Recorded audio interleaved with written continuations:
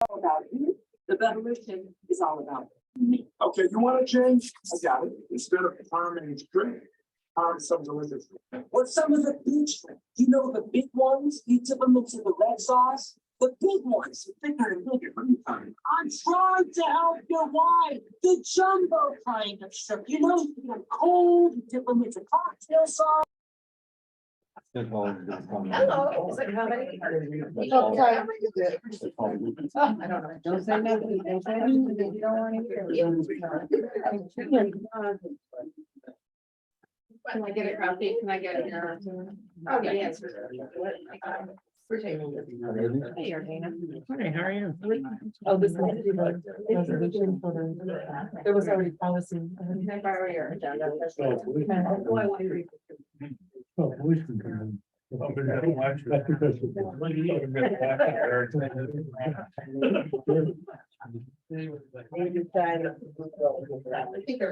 very dangerous.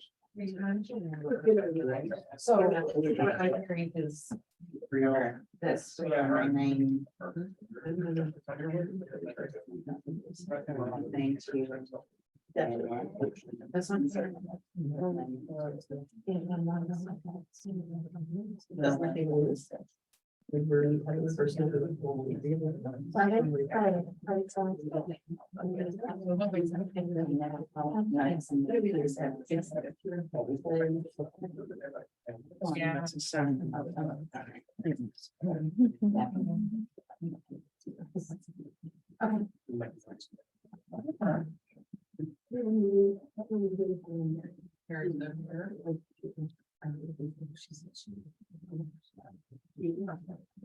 I'm trying to open up the owl settings, so It looks like it's 72, but it's 70 degrees. Are you hot? Is that one hot? Okay. Let me know.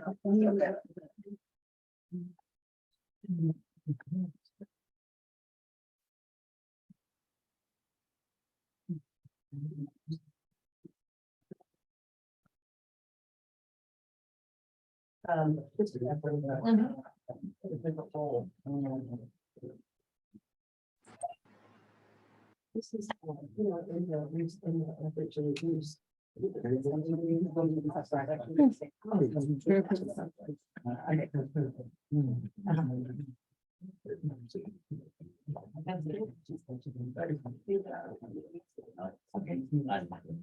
there we go. Thank you. I just want to make sure we were finally getting in with the virtual settings. Okay, then we're gonna, and we're starting recording. Yay. Okay.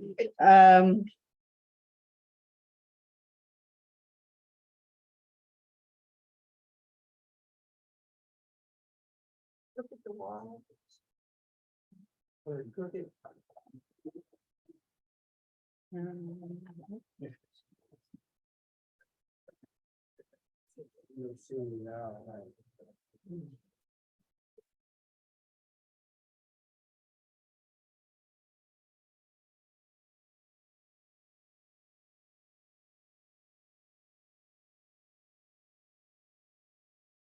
$72. It's hot. It's hot. Sorry, guys, you're gonna be Say go ahead and turn it down. 70. Seven. It's 70. It was actually. Think that's my view. 70. It is on Google, right? Is that really It might not go. I'm going down. Are you? Sorry. Just trying to get. Yeah, sorry, it's a little. What time am I? Oh, there, 70. 70. Okay.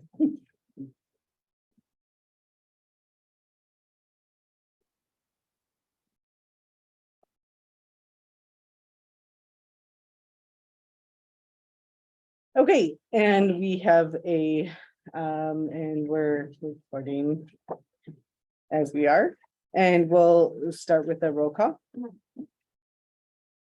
Trustee Robinson. Here. Trustee Page. Here. Trustee McGovern. Yes. Trustee Dice. Yes. Supervisor Hewitt. Yes, Assessor Trowbridge. Here. thank you. And then we'll go with the rule, pledge of allegiance. I pledge allegiance to the flag of the United States of America and to the republic for which it stands, one nation, under God, indivisible, with liberty and justice for all. Great, then we'll go with public comment. We'll start with inner circle with the people. I'd like to make a motion to limit public comment to 30 minutes. Anyone who'd like to speak after 30 minutes can speak at the end of the meeting. Okay, and so we're looking at the clock at 7. What is that, 7:39? And so we're gonna start with and we have Would you the, like a second? second and a vote. Sorry, thank you, trustee guys. Any second I second a 30-minute limit. and, any discussion? And then a roll call vote. Trustee Dice. Trustee McGovern. Yes. Trustee Page. Yes. Trustee Robinson. Yes. Supervisor Hewitt. No. Okay, moving forward. The public comment, and I'm just gonna put right here so we can see everything. There's an application for making sure that we have this all annotated and just making sure that it was right here.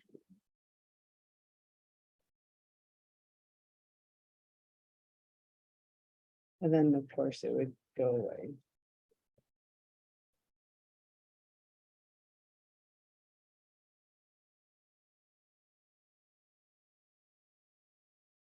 The problems, do you have to read the public comment after the audience comment? Is there?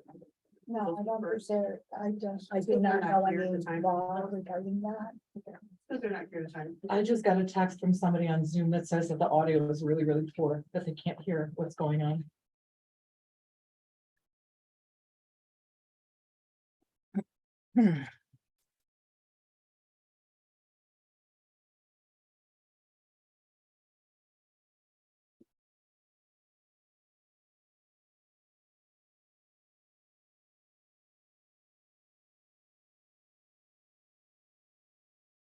Okay, so, I'm not sure if the person, in red, No, no comment at this time. okay, and then, the, Jenny. Supervisor Hewitt, we asked clerk colleagues to read the online comments first. okay. Is that count with 30 minutes of our? That doesn't seem right. We're all here. I mean, what if we have like? So we usually do this, going in person first, so, does Mr. Farrell have anything, just because I want to make sure that we have time for everything. And then, I don't have any. Ms. O'Connell, and then Mr. Wildfear. Okay, this should be very, very quick. I'm not representing anybody. Not tied to anybody here. I'm not here because I'm homeless or because my TV doesn't work. I'm here because I think all of us nationwide, federally, statewide, internationally, in township, should be interested in what's going on in civic life. And I just want to mention something I spoke about the last time I was here, which is simply the format that we use here for me is very, very distasteful. I can speak now, and then after that, we'll basically go compliance. I'd like to be able, at the end of the meeting, to be able to engage in perhaps a limited time, let's say 30 minutes, 40 minutes. I don't want to stay on midnight or past midnight. But to have a chance to ask questions about what the board has done, said, and is doing. Because without that, my coming here, it makes me nothing more than a steeple. So I'd like to think about changing that so that we, as residents, can actually understand what the board is doing, why, and answer questions that we. Thank you. Mr. Galloway.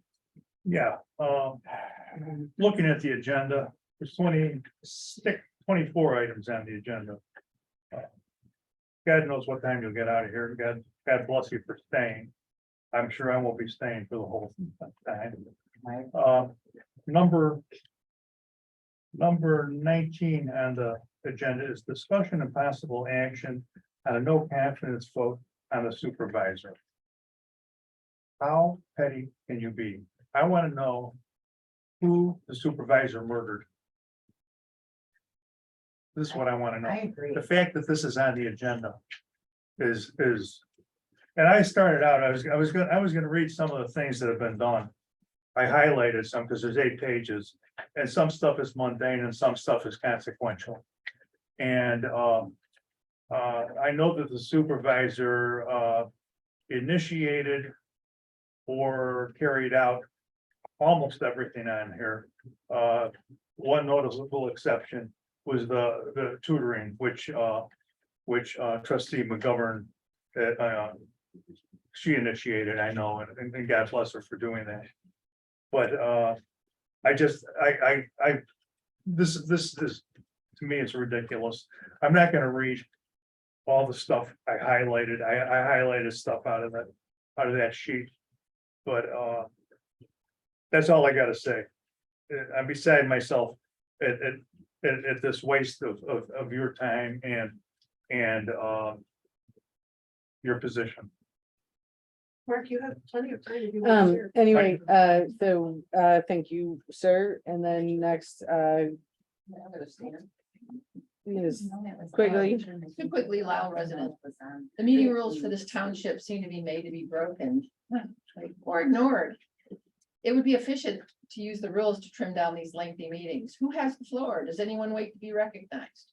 At the special meeting on Thursday, August 3rd, frequently many were talking at the same time. On Zoom, or if you're watching the YouTube videos, it's hard to know who's talking, and many interruptions make it even more confusing. The amount of time wasted by interrupting and asking questions about the tiniest details to find anything to pick at is ridiculous. At one point in this meeting, the supervisor asked for a motion to be made for the next agenda item, but was interrupted by the highway commissioner asking questions and making comments, so the discussion was started without a motion and a second. Then some act as if it was the supervisor's fault. At the July regular meeting, the highway commissioner talked about confidential discussions that took place in an executive session closed meeting. This is against the Open Meeting Act rules. The township clerk then demanded more than once to know how the supervisors plan to vote on an issue. There was no motion being voted on, so this is out of order. The clerk's responsibility is to record attendees, business that is being conducted, motion seconds, ayes, nays by voting members, not to selectively ask one member how they might be voting. I really hope tonight, instead of nitpicking my public comment and anyone else's, you will all review the rules and act professionally and efficiently conduct real business and get it done. Tonight, you're approving some June and July meetings. There are a few typos and issues. June 9th, there's a duplicate phrase in section 8. There's a typo in section 10. Offered the meet should be offered to meet. July 12th, typo section 6. Manage Wolf should be manager Wolf. I'm trying to talk fast so I make my 3 minutes. And a typo in the heading says discussion and possible action or township meeting rules. I have a feeling the or should be by, on, or of. July 18th, section 7, adjournment. There is no adjournment time. It's missing. Thank you for allowing my public comment in person here tonight. Thank you. Thank you. And then next we have Mr. And then okay, and then Mr. Brubaker, if you have anything. Right. As you consider item 19, the no confidence vote on the supervisor, consider what the supervisor tried to save you from. Tried to save you from embarrassment of purchasing a building, for which you relied on a decision several years old, arranged by a previous board, made in a very different real estate market. The purchase, you did not compare with any other existing facilities as to cost and particularly functionality. A building for which you had and have no plan. How or when to utilize 2121 Ogden Avenue address for badly needed township services, particularly for those residents who are food insecure, disabled, and senior citizens. Building for which you made no attempt to obtain estimates for remodeling from a brewery, where beer is manufactured, not just poured, as one trustee tried to claim in the August 3rd board. And a building whose cost, with no foreseeable benefit to township residents, has made it more difficult to support staff trying to improve basic services. Sure, you put yourselves in this position, and you cannot blame the supervisor for her good judgment of not supporting this purchase. You really should have been more attentive to details and not wasted taxpayer time and money pursuing the wrong solution. Think about that, because at this point, there are few who can have confidence in you. Rather, you should be looking inward to improve your own performance. Thank you, sir. Ms. Garcia. Yes, Christine. Hi, I'm Paula Dean Garcia. I'm here with my Lisle Township Food Pantry Vegetable Garden hat on today. I just wanted to give a little bit of an update. I don't know if any of you follow our group, but we are probably in the last 4 to 5 weeks, I've done about 200 pounds of fresh produce for the food pantry. And that's really good. The bad thing is that it goes really fast. And so I'm asking whoever is doing the food pantry to maybe look into searching out other sources for fresh produce. I know Justin DuPage, which is out of the sheriff's office. They have a garden called Hope's Garden, and they have lots of fresh produce that they have offered to us. So that's something that maybe we want to check out, because I know by sometimes the afternoon, the produce that we picked has completely gone. So something you want to do. I also want to thank the board, the supervisor, for the new planters, because I think they've really increased their yield, and they have about a 25-year guarantee. So that's going to be 25 years into the future. So I'm very excited about that. So that is it. So I just want to say that thank you to all the volunteers. Thank you for all your correction. 491 pounds. 491 I just got done adding it up today. Okay, From June Good 12th work. till today, 491 pounds. yeah, and it's been great yield. So thank you. Thank you, Ms. Garcia, and then Ms. Browningham. Thank you for letting me follow you. I'm Debbie Bryan. I am the Senior Program Manager at the Lisle Park District. So I'm here on a completely different topic as well.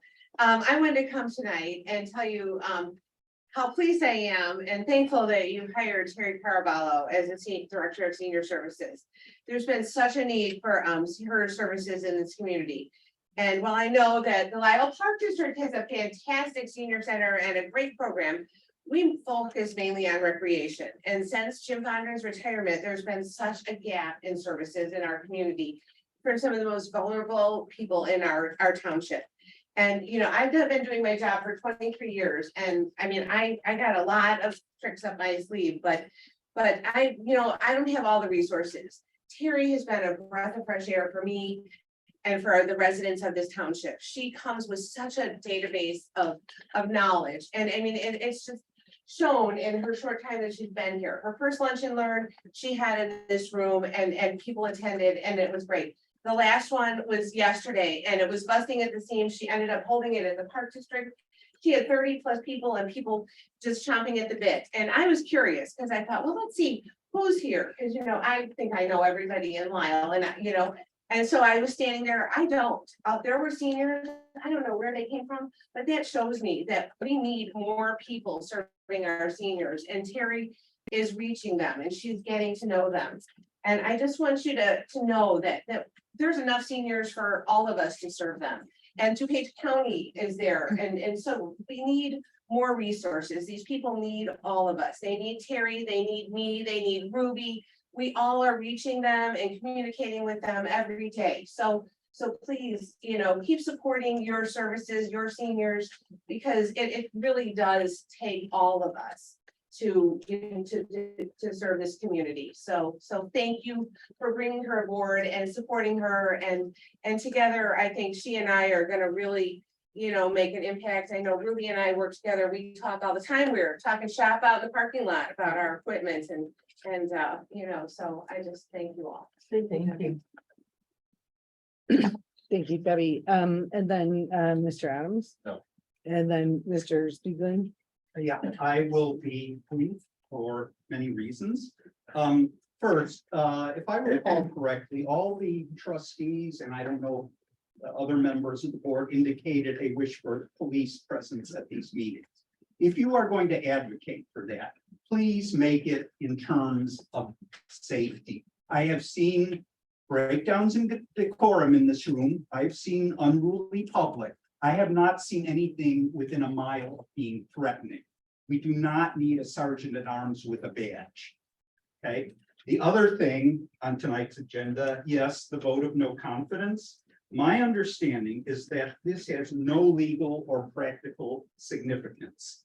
If your concern is to put on public record your displeasure with the supervisor, that has been accomplished. Look no further than the graphic that was distributed during the town hall and on Facebook, making it look like the supervisor's plan was some sort of plan B if the vote was not yes. Now, I do not accuse you of trying to fool anyone with that. I merely say it was unneeded. Okay, it was a poke at the supervisor, quite clearly, at least in my judgment. That's all. Thank you. Um, I didn't realize that there's a backside, so I would like to say something. sure, Ms. Law. Okay, anyway, my name is Jenny Pease, and first off, I want to tell you that I go to the I volunteer in the pantry 3 days a week in the afternoons, and they love the stuff in the garden. I love putting it out. It's wonderful. Thank you so much for that.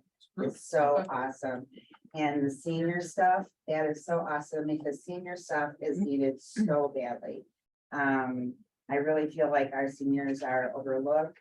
We serve 300, this is not really, these are a lot of the seniors, but also people that are in need of food. 300 families a week are seen in our pantry. And I see on here that you are thinking about replacing Gerald Wolf. I don't understand that. The concepts, and removing operations manager, choose to start. I didn't understand that, I'm sorry. But then on 19 with this no confidence vote, when I saw this, I couldn't even believe that this would be on here. I've been here since October of last year, and I've seen nothing but her working her butt off and doing a lot of stuff. And what you guys both stuff down with the senior. I don't know. I am not that knowledgeable about all this stuff, but I just don't get why this kind of stuff comes up and people stand up with letters talking about what a horrible person she is, like, or whatever, and terrible job she's doing. And I just don't think, if you have grievances, I think you should take them up with her. I mean, she's not gonna go anywhere. If you have a problem, you need to work on it, but I think that's the least of your concerns, and this is a waste of time.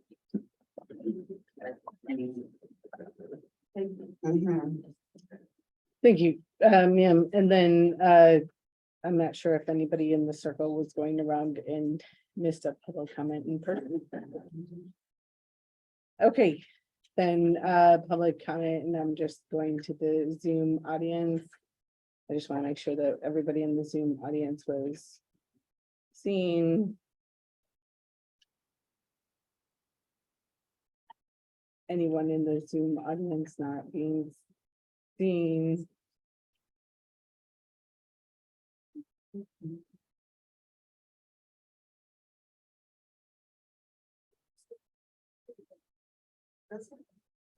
They update. I'm in like two different ways right now. I just wanna like double check that nobody is not being like it's launching, but it's already been launched situation. It won't let you That's launch not two the way. meetings though. It won't let you do it twice. Trustee Page. Trustee Page, you Just, said, you had said Sorry, something. couldn't there we go. hear. Is there anybody that is not able to speak right now?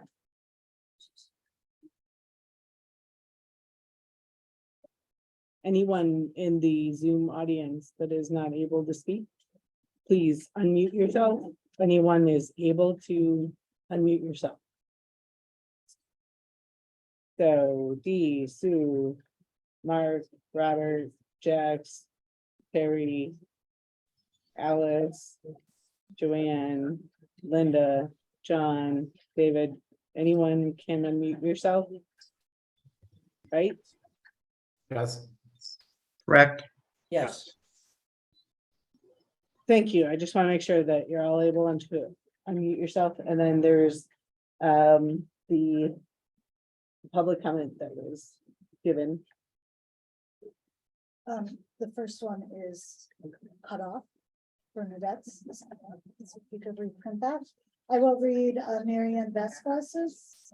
It says, I was. Do we want to go? That's a copy. Listening. I was literally shocked to see there is a no confidence discussion possible vote on the Lisle Township Supervisor.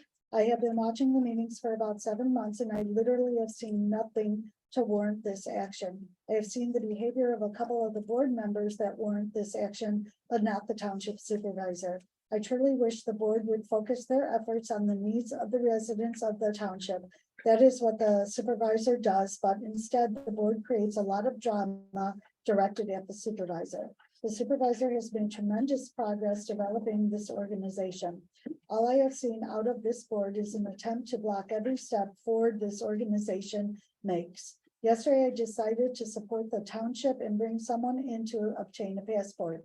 I was told by employees that a senior lunch had over 50 people and had to be relocated to another location. In a discussion with a couple of employees that said that they are super busy. After the passport was completed, I walked out of the lobby to find it packed with people, perhaps 12. So with me and my friend, that was 14. If you add the seniors at the lunch, you are looking at 60 plus residents being served in just the hour I was there. I literally watched this board discuss whether all the staff was needed. Seriously? The board was questioning the necessity of senior services, the necessity of supporting the pantry, or even having a pantry manager. Get out of the supervisor's way and support her rather than fight her on everything and put the people of Lisle Township first. That's Marianne Vasquez. And then the last one is from Bernadette Adler. In the short time I worked at the Lisle Township, I've seen Diane change the budget, barely speaking to anybody the whole time she's there. She does not hold herself accountable, but expects everyone else to be. I was told not to talk to anyone at the highway department because they were most likely pumping me for information. Diane yelled and literally growled at me while behind closed doors, and it was so loud that it was heard on the other side of the administrative part of the building. No one deserves that abuse. If this was at any other business, she would have been fired. Her apology came about 2 weeks later, saying that I should be able to get over it. That the Friday that Lisa Rose started, I was training her in the financial department, and Diane said she had to put in her letter of resignation as trustee. So Lisa had already started at Lisle Township before she had resigned as trustee. All of this was going on as my father was dying. The last week of my employment there, my father took a turn for the worse. I, of course, was spending my time at the hospital with him. I received many texts saying that I needed to come in at least for a few hours to continue training Lisa. That was not my priority. I did come in for a few hours the following week after my father passed because I am a good person with integrity. I took a position elsewhere for a lot less money. I thought I was going to be at a job that I would be able to retire at, but the stress and mental abuse wasn't worth it. That was Bernadette Adler. Any other online? Public comment? No, that was it. Okay. Moving on to discussion and possible action of bill payment of bills through August 9th, 2024.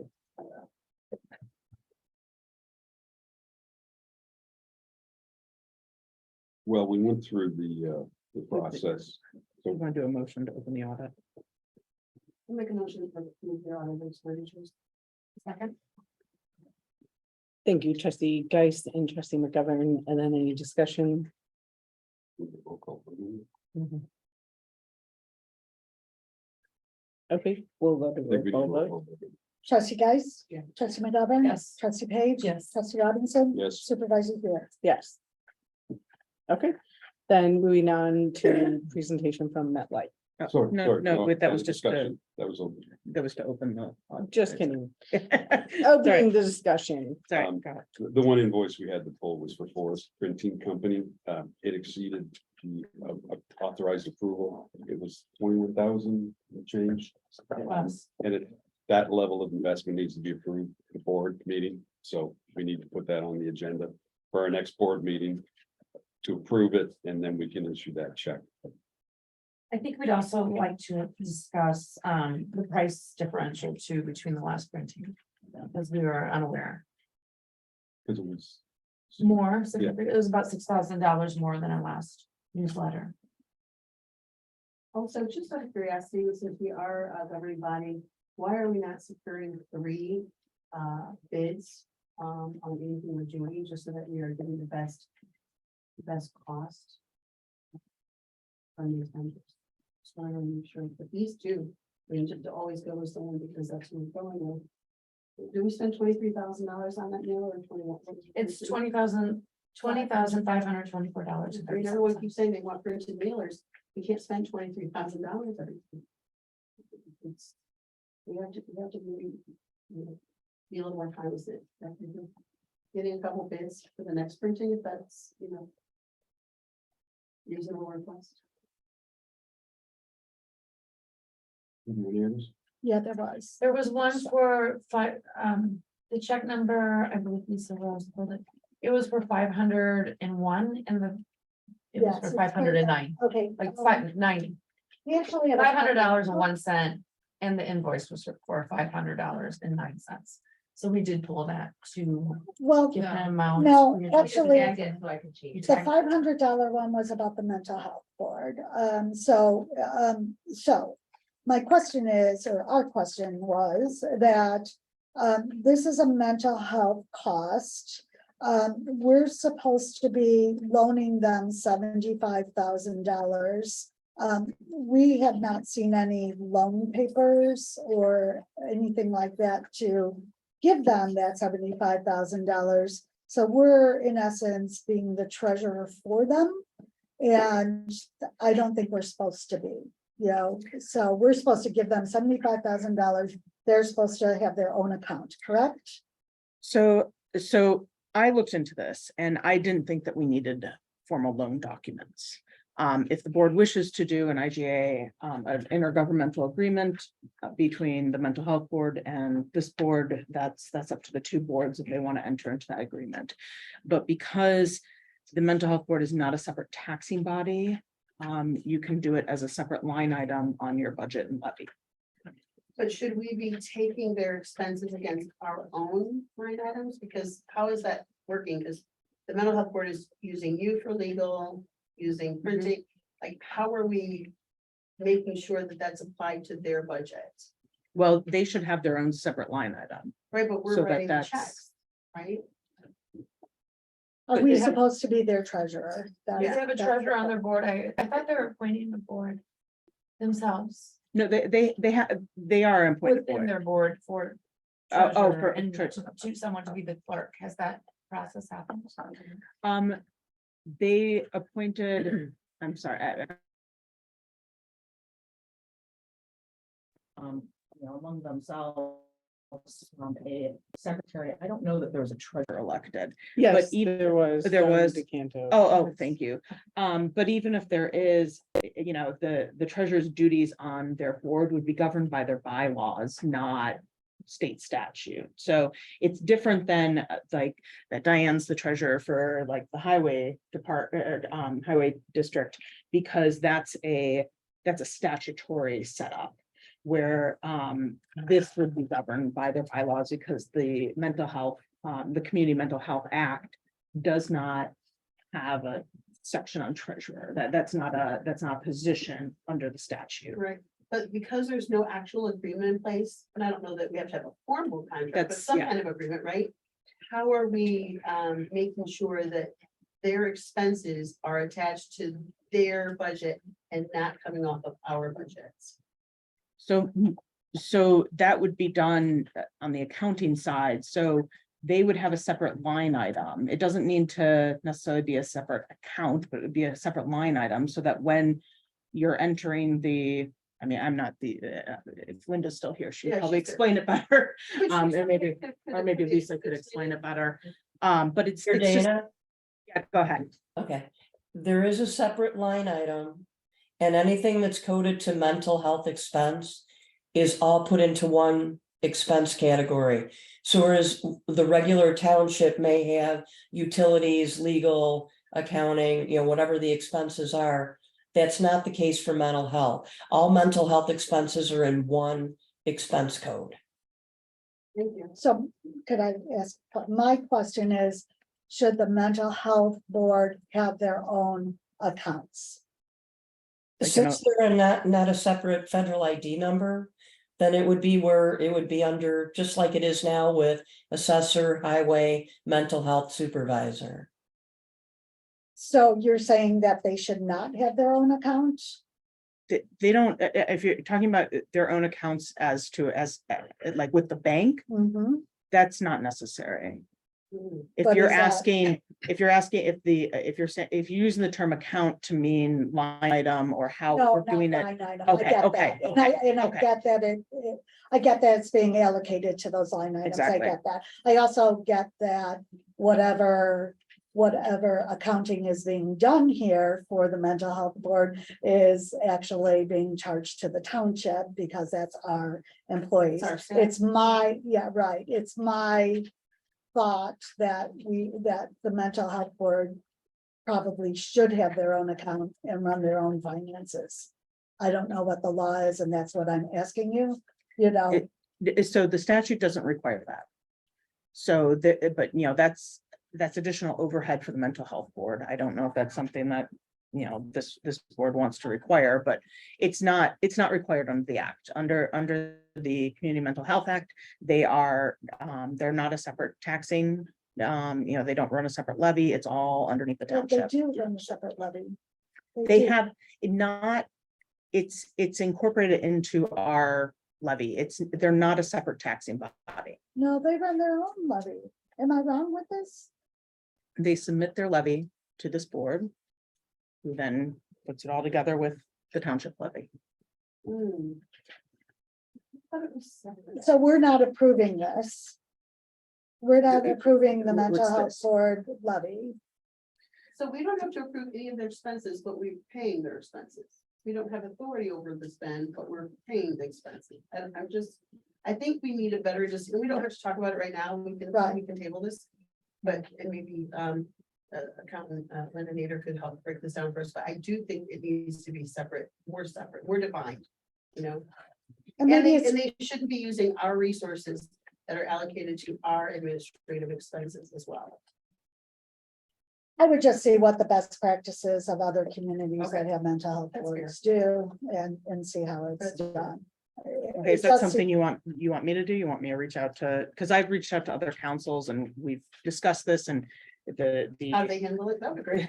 well, I mean, I think that how we're handling it is consistent I can do that. with what I've seen, but if someone else wants to, okay. Thank you, though. Thank you for the insight. That No helps. problem, no problem. And then there was another check that wasn't signed, for, I think I have it. There's a $20,000 one. There was one other check, remember, it didn't have, Diane's, It was the top one. the very first one. It was the first Yes. one. We pulled it. I believe it was the town, no. I mean, it's right here. We put the tag on it. It was for Republic. Wouldn't have been right. I don't want to mess these up anymore. There's one that needs your signature on it to approve. Lisa, would you mind grabbing it? Because I know you know. So there was a $20,000 one that had no, no approval to be able to be paid. There was the $500 one that we wanted to question about how the mental health treasury goes. I think there's one more question too, because I didn't see it on the register on the check detail, but there was a duplicate check that we have been discussing. That, is that going to be on the check detail anytime soon, or we're just holding it? It was issued to Mr. Hummel. Was that So there was, to be on this check detail? it wasn't in. It wasn't. It wasn't on here. I think the question with the check that went to Stephen Hummel was that he paid it back after it was alerted that he was paid twice to it. But who directed him to, or who directed the township to accept his payment back? Because what we saw was that it was you, Supervisor Hewitt, directed staff to deposit that money. And then we knew that it was deposited, but the board didn't give action to deposit that money. Right. When there was a big question about what is going on. And I think that we had to approve that when the overpayment happened in here. But we had to approve how that money was returned, correct? But we did not approve how the money from Mr. Hummel was returned. Mr. Hummel was issued 2 checks for the same payment. He endorsed both checks were cashed. Both checks were signed by Supervisor Hewitt. When it was brought to our attention, a second, he did refund the money, which was great, he returned the money, but there's a process to that. So we need to be mindful of that. We can't just issue checks and then people pay back money in file, right? So, You can't just direct money to go into the account and then money to that's come why we out of couldn't just the take a account. check back from her. Remember? Correct. We had to, because it doesn't reconcile in QuickBooks. Like you can't pay out money and just pay money back to the township. So, And I know the board did not direct that money to be deposited back into the account without any further eyes on And it. we're not seeing it right now. It's nowhere to be It's nowhere seen. right now. Mhm. So I guess my question where is, is it? when will we be seeing this check? And also that check, it was written twice, was signed for twice by Supervisor Hewitt. It was endorsed and both checks were deposited in the same dollar amount for, what's the word? Reimbursements? Reimbursements. I couldn't think of the word for reimbursement. We're not sure how that happened. And if it had not been brought to our attention by accountant Nader, there wouldn't even have been the opportunity to return the money the next day. So disturbing. It is disturbing that it's not an audit of expenditures because it was a check that was issued twice. Just as There's going on in this, and there's a lot more to say, and so there's an ongoing investigation. Do we want to continue on in this in public session? Or do we want to go to executive session, or what is this that we're So looking to do? I don't think there's grounds for executive session. Okay, so But I do know that the state's attorney's office is investigating, Right, so it is under investigation. so. Okay. I just think we should So probably have maybe- a policy that I think just to protect everyone. We probably should not be allowed to sign checks to our relatives or partners or significant others. Maybe we should I make think that a that's one of the policy. first things we learned when we sat down to be trained as trustees, that nobody signed checks, that somebody else that you know, period. It's since the beginning. And we still are not real clear on how the one check was cashed, if it was a locked office, but we'll talk about that another time. The bottom line, it wasn't in the. It's not in this, expenditures, so we are still watching We and don't want to waiting. go into that. Is there a motion I'd like to to make a motion. One more move second. towards, What'd you say? Go ahead, Debbie. is there anything that is being discussed that is looking for a motion? We're discussing what we see on the check detail, and I Yeah. was communicating something that we were talking about that I did not realize is at the state's attorney level at this moment is not here. So we still have money that is not recorded on here, but I think we have gone over the detail in full, and I would like to make a motion to approve that, not yet.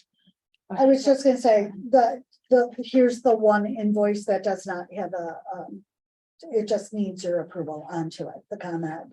So do you want to do that prior to them accepting it? Or do you guys want to accept it without the initials onto it, the ComEd? Supervisor Hewitt, what would you like to do?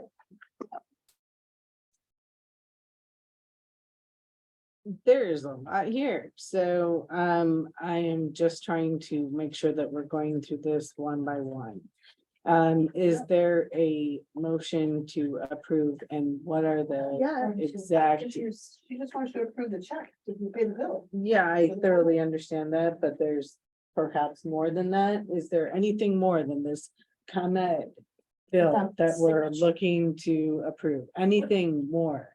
When we were going through, I answered with signed, signed, signed. So no, signature wise, that is the only one without signature. So this ComEd bill for 4711 Indiana Avenue for $276. I'm just wanting to make sure that. 254 something. Are we all agreed that this is the one thing that you're asking me to do? Well, I think there's two things that they're asking you to do is one is to approve that. If you don't feel comfortable approving it now, just pull it and we won't pay it. That's totally fine. Whatever you want to do. And then the other one was the $20,000 check that would be pulled from this audit till it gets approved for, not even for payment, but to use this company.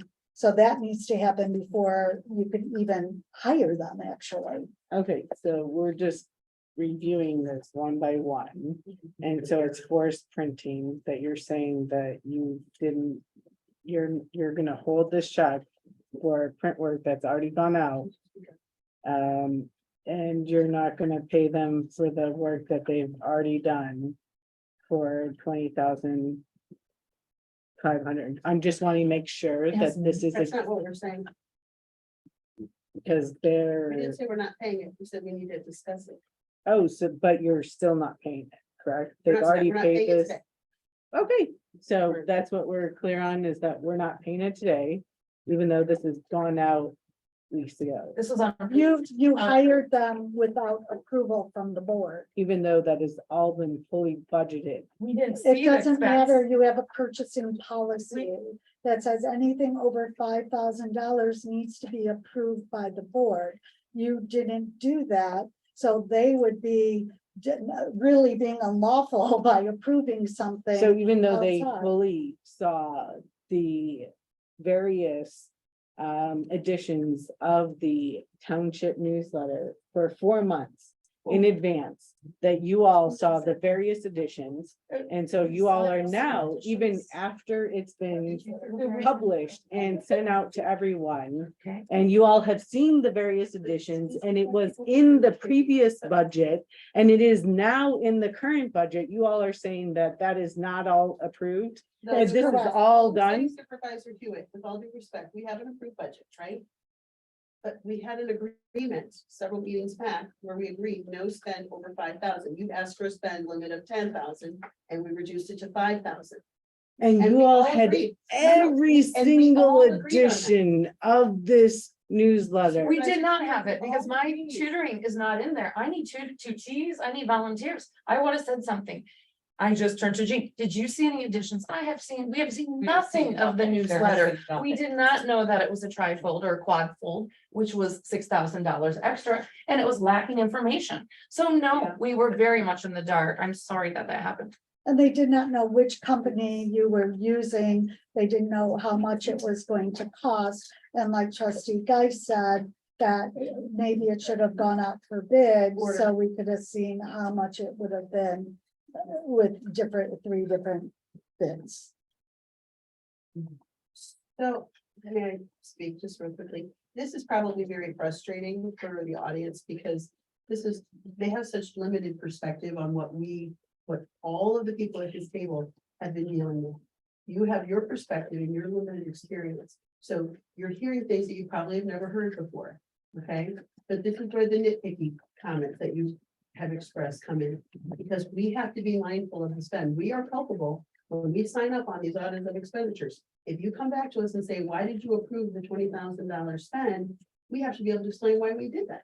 Does that make sense? So that's how we're being accountable. I'm not speaking just to you, we're speaking in general, sorry. So I apologize that this is kind of feels like a little bit of a bomb being dropped. That's not the intention, but it is something we had to discuss. So where are we at? What are we doing? Well, is there a motion to approve the? Okay.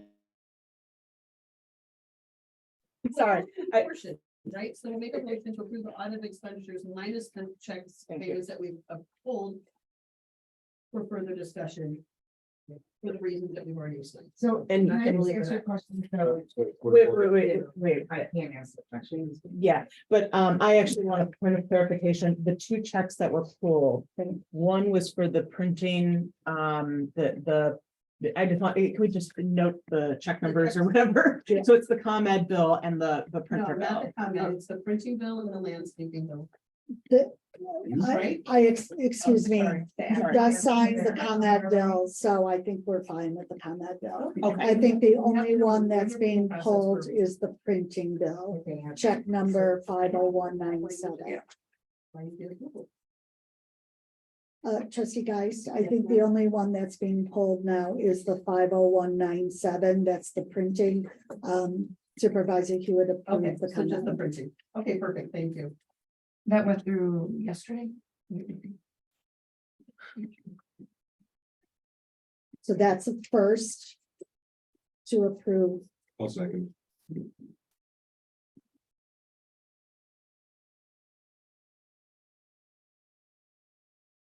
Any discussion? And then roll call vote, please. Trustee Geist. Yes. Trustee Robinson. Yes. Trustee McGovern. Yes. Trustee Page. Yes. Supervisor Hewitt. Yes. Okay, then, moving on to, and so to be very clear, everything was approved from the bill payments, except. Okay, I'm just wanting to resolve number 5.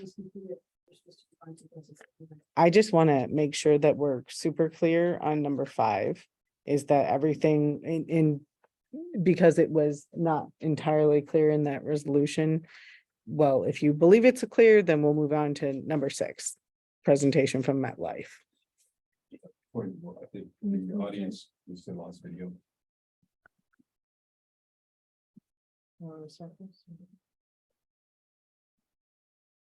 You want me to restart this? Or it's not- no problem. It shouldn't be a problem. And back on.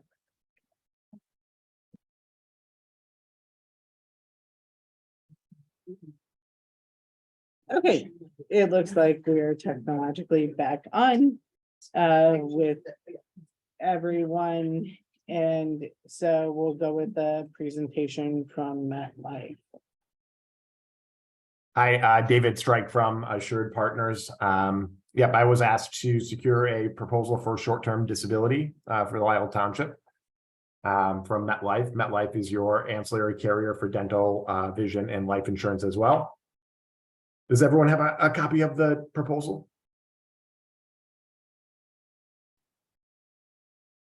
The board members should, and you have the full right to share anything you wish in your screen. Okay, great.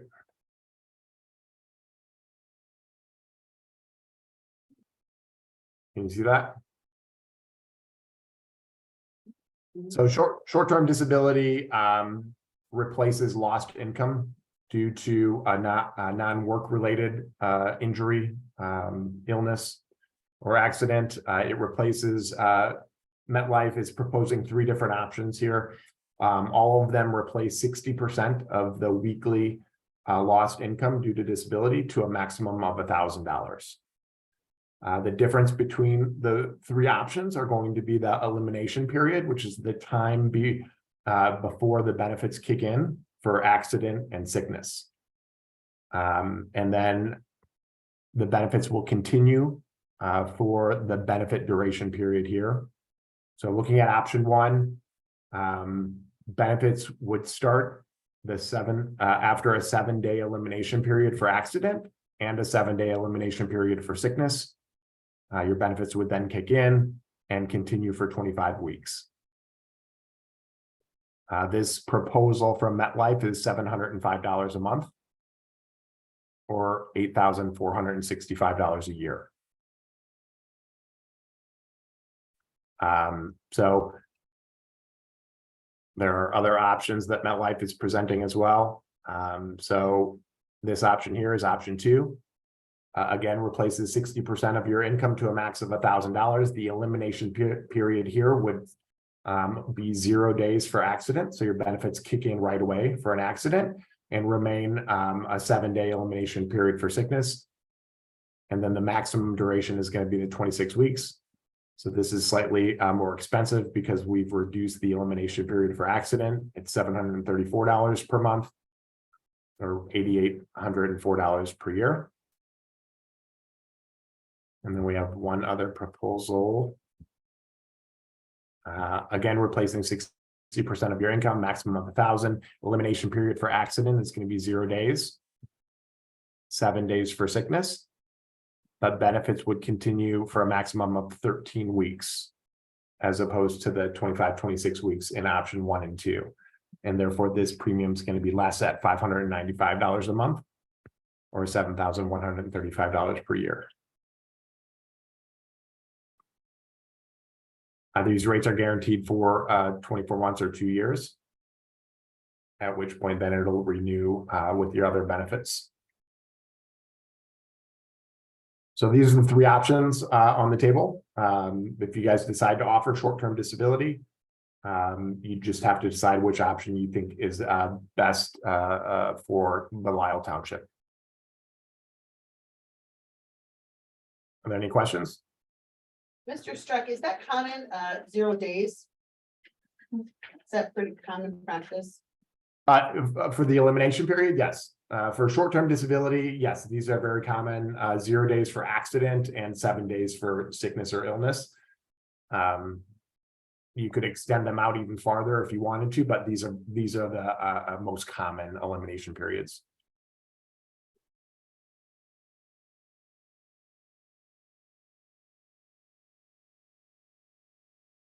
Any other questions?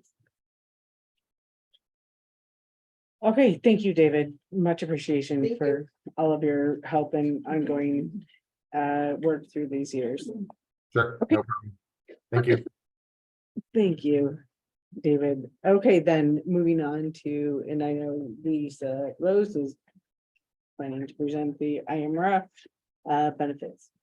So basically, Mr. Trowbridge pointed me in the direction of IMRF as it already, everybody that has IMRF has this benefit of a temporary disability.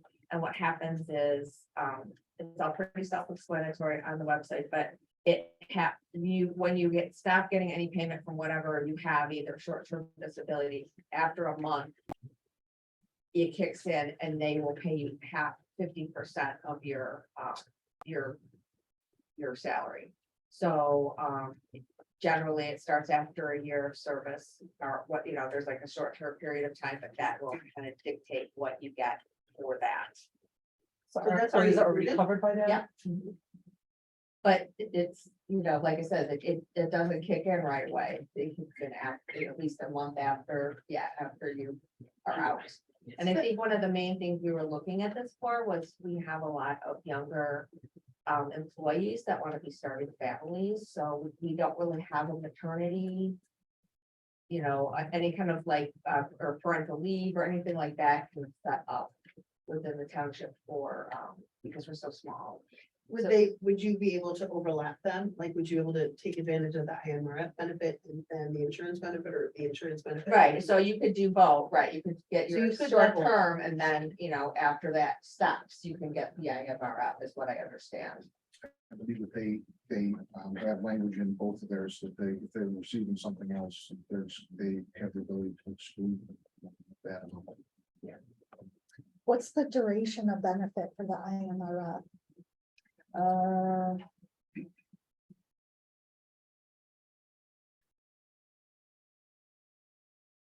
I believe we saw 13 weeks. So it says, like if you had 1 year of service, a maximum of 6 months of benefits may be approved. If you've had 5 or more years of service, a maximum of 30 months benefits may be approved. So in your opinion, in comparing them side by side, you mentioned that there's, you know, young people who are looking to start families. What would be the con of taking advantage of the benefits that were already contributed? So I think this would just help with some, you know, it could. I think I asked the IMRF woman that I spoke with, that you could have the short-term disability for a while, and after that kind of that period stops, you can, and you're still out, you can take advantage of the IMRF, but you have to be 30 days, I believe, in between without pay. So there's still a gap. There's still a little bit of a gap, yeah. It sounds more like long-term disability because of the duration. Well, the dependency isn't really disability. No, but that's all we have really, is it really depends. So that was what the talk was, figuring out the short-term disability for people that may want, like, if they want to start a family. So it's 13 weeks, which is 3 months, which is like. Right, so that's with IMRF, it's 13 weeks, that's 3 months. Mhm. So then they could extend another. So really, they could be out of the office for, 3 months, full benefits, 3 months happen. yeah. 6 months. Yeah, so if somebody has complications, it doesn't happen.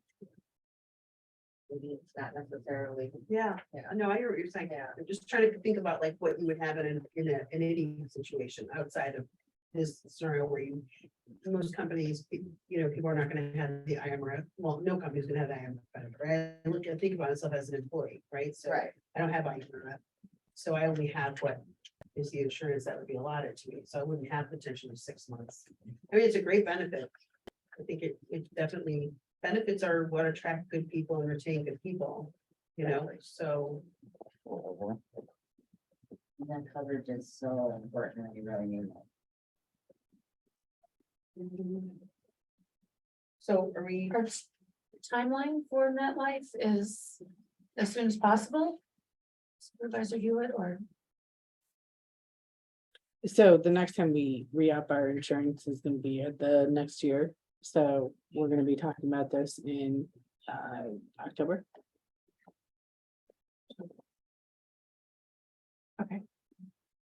We can probably get a better idea of what it's going to be, right?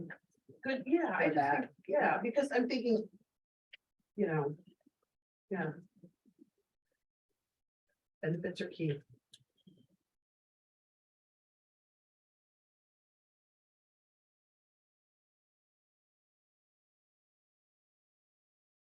But they're already eligible for the IMRF right now. If they need to exercise that option, that's available to all the full-time employees right now. So can we table this so that until after we have the additional information that you're going to secure? Okay, perfect, yeah. Thank you, thank you. And then a second on tabling that. I'll second. And thank you, trustee Geist and trustee Page, and then a roll call vote, please. Or, sorry. I was like, a discussion. There's, because there's not a motion pending or anything pending, there's nothing to table.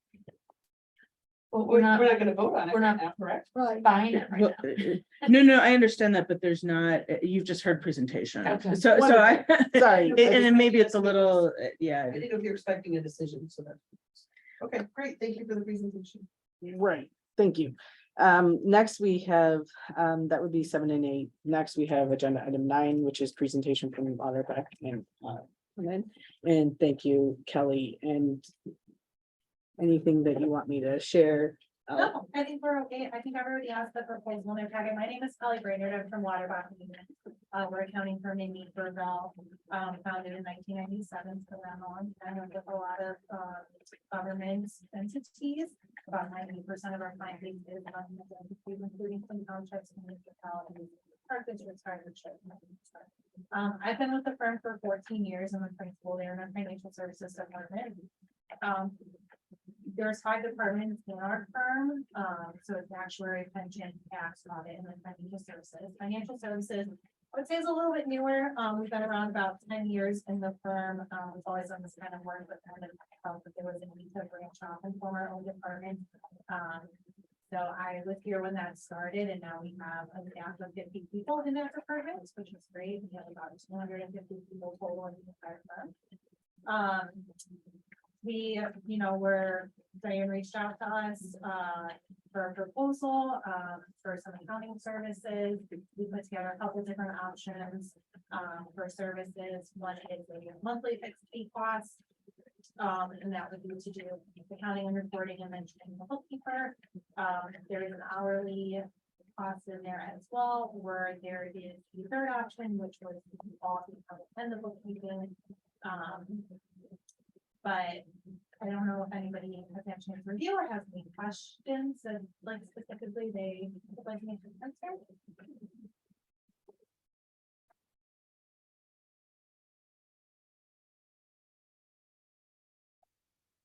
I can go a little more in depth.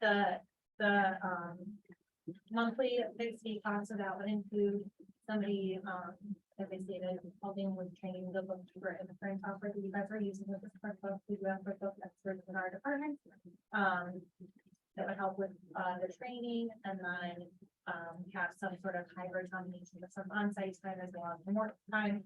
I came from our office today. It was an 11-minute drive, so very close.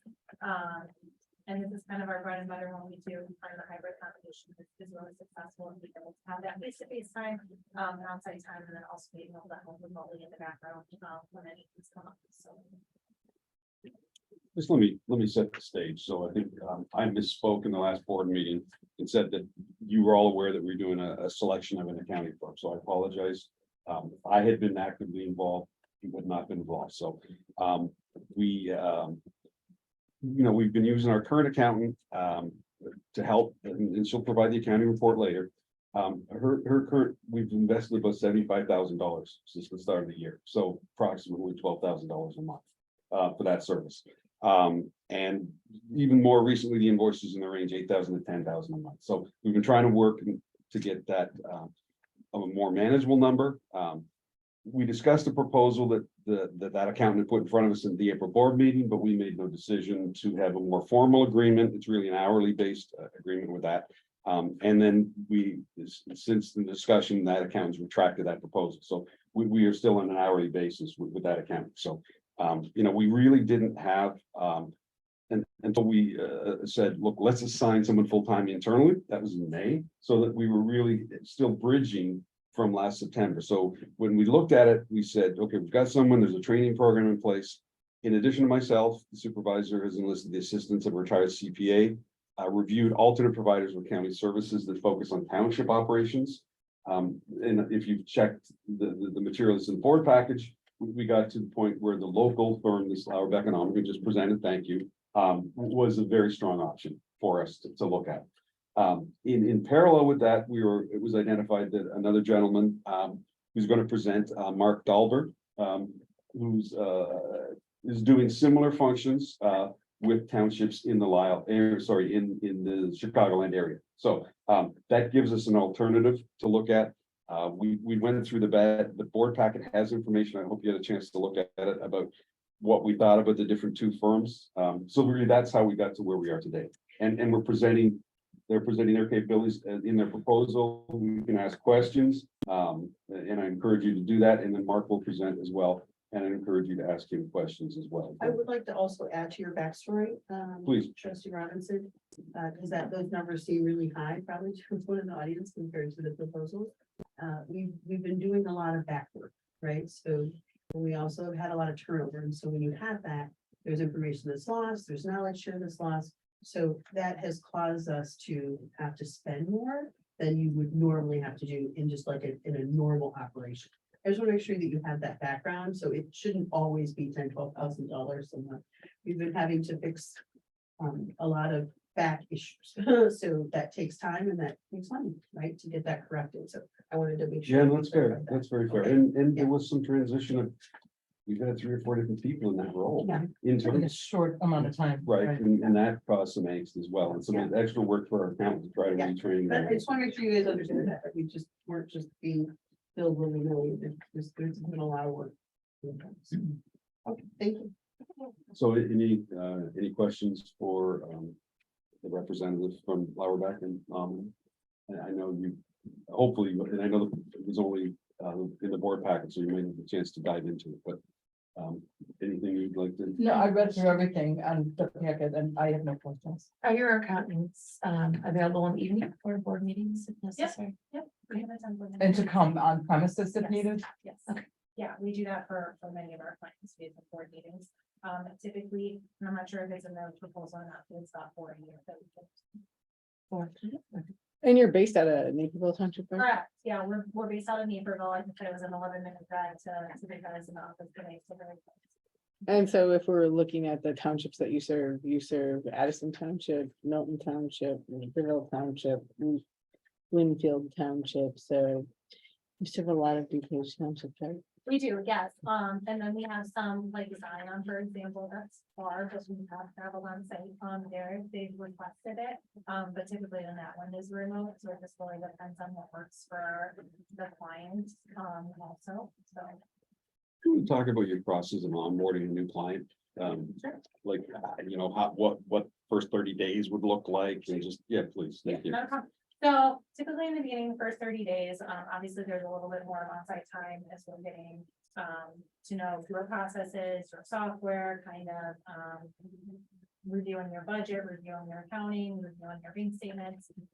Obviously in this situation, there was an option for, that just doing an overview of accounting and reporting, so helping, bookkeeper, if you guys were to have one in that situation, on the QuickBooks. So those first, I would say probably 30 to 60 days, there's some more upfront time.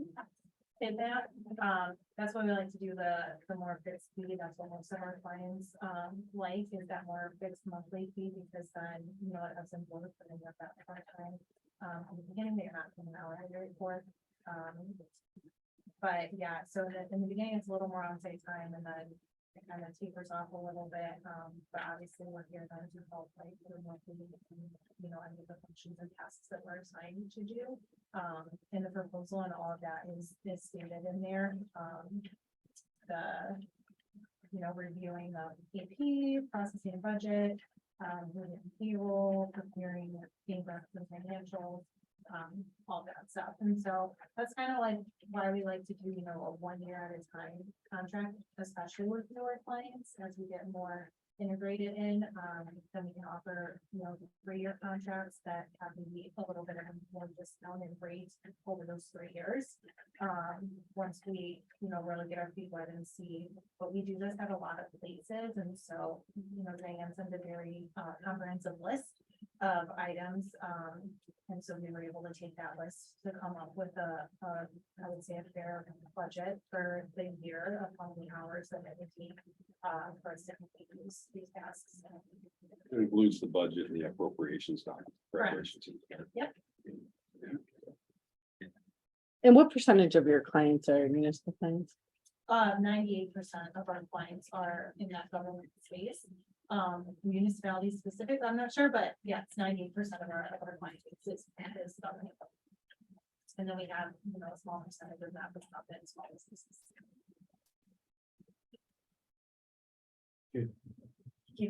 Thanks. Thank you. Okay, then, thank you very much, Kelly. Then moving on to Mark, and I see you online, and I will give you full ability to make you co-host.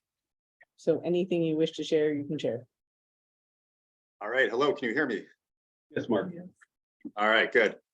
Hello, everybody, thanks for having me. I'm Mark Dahlberg. I'm a CPA originally from Orland Park, Illinois.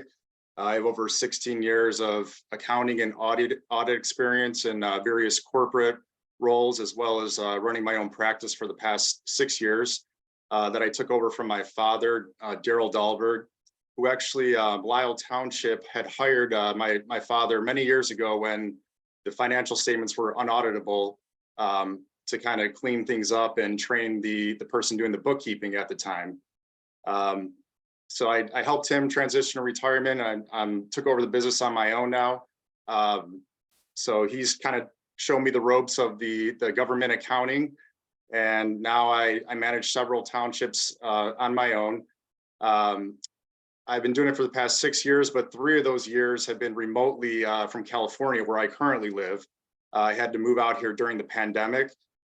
Prior to the pandemic, I was actually setting up my clients for remote capabilities as it was. So when the pandemic hit, it kind of was a seamless transition that when I had to move out here, all of the processes stayed the same. We didn't have to scramble and make things work. So it's worked great so far. And for the past 3 years, I've maintained all of my clients that I had before I moved out here. I do pride myself on providing, exceptional customer service, feeling a bit available whenever my clients need me, at, typically lower costs than my competitors. And also the fact that, between my father and I of having 18 years combined experience running these townships, all of our audits have passed. And there's very little questions that the auditors give us each audit. They're kind of in and out. So I kind of have these townships running like a well-oiled machine at this point. And I'm confident with my experience working with these townships that, I can get Lisle Township on a similar path. And I look forward to partnering with you guys. And but I'm mainly here if you guys have any questions for me about what I can help you with. Shoot away. Well, why don't you list the townships you're working with now? I'm sorry if I missed it. Oh, Crete Township, Washington Township, and Wheatland Township. And do you want to talk about 30, 60 days, same sort of process, how you would get yourself engaged and So yeah, I definitely have to get an understanding of your accounting records, get into your QuickBooks, and do my assessment essentially to see if the books are clean, see if things are balancing out. If everything looks good, then it's just a matter of understanding your processes, who's doing what, who's approving what, and then I guess where my role would fit in, because I've kind of heard a couple different things where there's a bookkeeper right now who's, maybe wants to be trained more to do more things. But also I've been, asked if I could do more things than originally thought, like payroll and other things like that, instead of just being like the reviewer ultimately for several items. So I just kind of have to, talk to people, process owners, and document how you guys do things first of all, and then go from there essentially, and try to get, within the first 60 days, I'd say, a real good understanding of how things are going to flow going forward.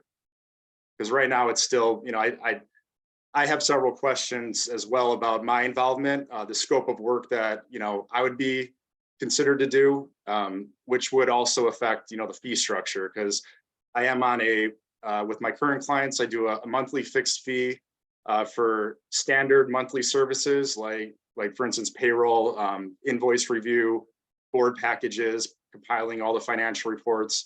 And then anything that is kind of out of the ordinary on a monthly basis, I charge an hourly rate, such as, audit requests, ad hoc reports like the treasurer's report, annual comptroller's report, or supervisor's report.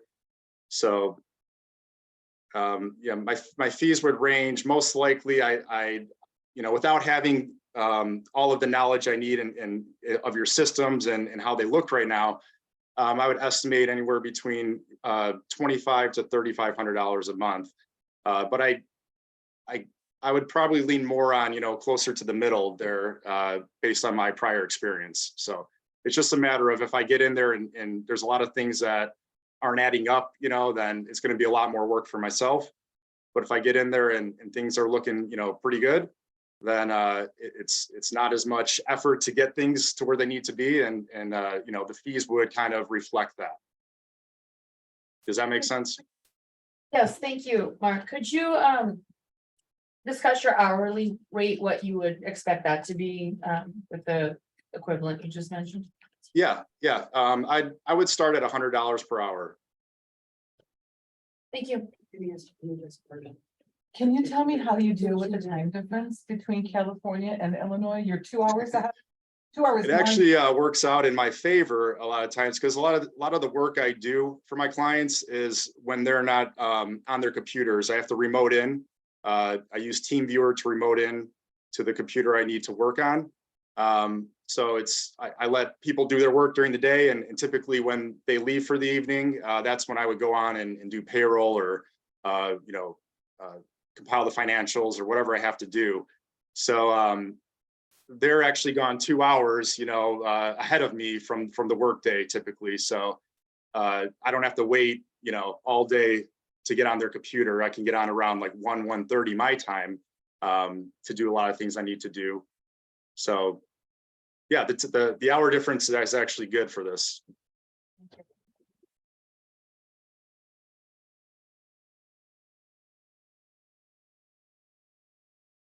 One question, the accounting transition project that's estimating for it to be at least 10,000. Is that like a for sure step that has to happen? Because we are currently working to make sure everything is up to date and up to par, so. Mhm. The list. So the way I understand your books and records now is, try not to get too technical here, but you have a 2 leading identifier for each fund. So like whatever that identifier might be, that's how you identify the fund. And then the account number, whether that be like payroll expense, legal expense, comes after that. And you kind of line up all your accounts, stack them on top of each other, and get a grand total at the bottom. The way that my other townships work is we have one account for, you know, in the system. So you wouldn't have to create several different accounts for the same account, essentially, for each fund. So you have one account in the system, and then you have, we call it in QuickBooks, a class of funds. So you would have each fund as a separate class. So it's a different way of presenting financials. It's a different way to, I think, present cleaner, more understandable financials for each fund individually. I did provide in my proposal a board package from an example from Lisle Township that I provide them on a monthly basis. And that kind of gives you an idea of, you know, what I would be trying to get Lisle Township at that level of reporting. So I'm not sure if you had a chance to take a look at that. I do encourage you to take a look at that and see if that's something you'd be interested in receiving. I think a lot of the reports I provide, they provide clarity for the board members, and I don't get a lot of questions on a monthly basis from them. I think they just at this point understand the information I'm providing them. It's clear and it's understandable. You know, sometimes they do have questions, and I'm always available to help out and answer them. Two quick questions. Are you a licensed CPA? I am a licensed CPA, yes. I'm registered in Illinois. Okay. And do you have insurance for the business that you're doing here in Illinois? No, I do not have professional insurance. I've never, I guess my clients have never required me to have that. My father as well did not have that either. It's for me, I see it more as a liability on myself. You know, you guys, if someone wanted to come after me personally, they could, but you know, this is my livelihood. So I make sure I do things with the highest integrity and standards. And I keep my clients happy essentially. So there's no reason that I would be ever, you know, I guess needing it in my opinion, but I can understand if that's a concern of yours, which I mean, I can go out and get insurance tomorrow if we needed to. It's not that big of a deal. To be clear, the township would not have any current insurance if we were to take you on as a accountant, correct? Business insurance? Supervisor, what kind of insurance will you need? Well, normally professionals have insurance for their, What professional, I don't know, what kind of insurance, I want to understand, that's what I'm asking. So So normally he would be liable for anything that's incorrect, correct? him personally, and Yeah. normally they have, normally professionals have insurance for liability. Your Dana, do you have insurance for I your? do, but the state, just in full disclosure, the state requires me to have malpractice insurance, but yes. I have- Malpractice insurance. Yes, I have He's not- malpractice. But yeah. Okay. So there's not even insurance, malpractice or anything like that for you, sir, right? Correct? That's correct. Thank you. But I can get that if I need to. It's not, like I said, a big deal. I just never needed it. I've never had that requested from any of my clients in the past, so I just haven't seen a need for it. Yeah, The I'm books just, are always clean that I do, and I, like I said, I provide the highest level of, quality financials that that I'm hired to do. So it's never been an issue for the past 18 years between my father and myself. So that's just how I see it. But like I said, I can always go get it if that was a requirement. I know, I appreciate that. And because I truly don't understand, where would be a case where someone would need insurance in this scenario? Like, do you have an example? Do you have, I'm sorry, Supervisor Hewitt is the one who's asking. Do you have an example of where insurance like this would be necessary? Just so that I truly don't understand. Yes, I can have an example. For example, say somebody were to set up a IMRF fund. And for example, accidentally set up it wrong with the voluntary IMRF donations. That's happened to us in the past with our previous accounting or people in the finance department. So I'm just giving a realistic idea. And so if they did set it up wrong and we found an error, we would fix it. So what the have idea would insurance be for that there would be liability insurance. And so right But we now, have IMRF insurance.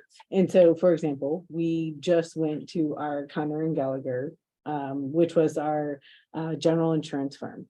And we just saw that we don't have insurance for that particular issue. It would have been if we had a accountant that had made that particular mistake, which wasn't the case.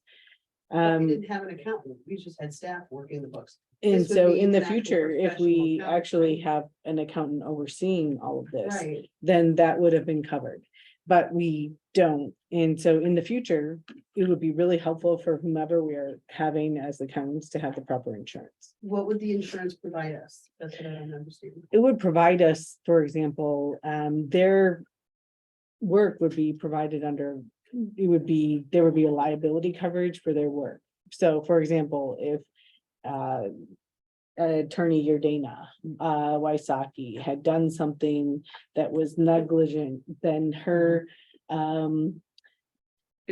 Just, I think I have a simple answer. Thank you. No, it's wrong. It provides a deeper pocket. That's really what the insurance is. Okay. So it provides a deeper Does pocket. accountant Nader have that insurance? I have no idea. Accountant That- Nader, that do would you be- have that insurance? We've been working with you for the last year. Do you have that insurance? She's talking, but we can't hear. We can't hear you. You're not talking. No. I know she, Why we're making her a mouth is moving, but. Yes, I do have insurance. I don't know anybody that doesn't.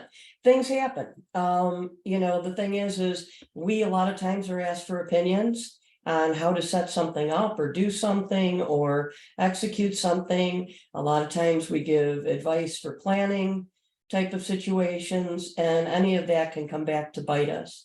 So we carry malpractice insurance, errors and omissions. I've got cyber insurance. Whenever you're working remotely with a client, there's always the opportunity that someone can hack into the system because of that open line. So yes, we do. I have a minimum $2 million policy. In the past, I've gotten up to $5 million policies, depending on the clients that I've been working with. Thank you, I appreciate that. I truly didn't understand, so I want to make sure we understood. No, definitely. But you would be willing to secure that if this is the choice we made, Mr. Dollar.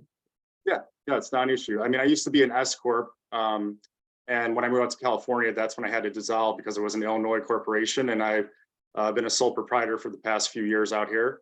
I just have not set up as, an S corp again out here yet. But I mean, that's something that I'm absolutely willing to do.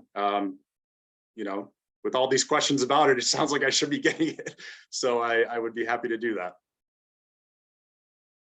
I'm curious, you work with Lisle Township. I'm surprised that they're a neighboring township. Why, if this is something so serious, why they wouldn't be expecting it? Just interesting, right? Yeah, I mean, like I said, 18 years of running these records, it's passed every audit. There's never been any issues. So, I mean, I understand the concern, but it's not a concern on my end, or it wasn't on my father's, so. Yeah. Okay, any other discussion? Okay, thank you, Mr. Dahlberg. Thank you. You're welcome. Thank you. Give her your time. Okay, and then that's agenda item number 10. Then discussion and possible action on retaining an accountant.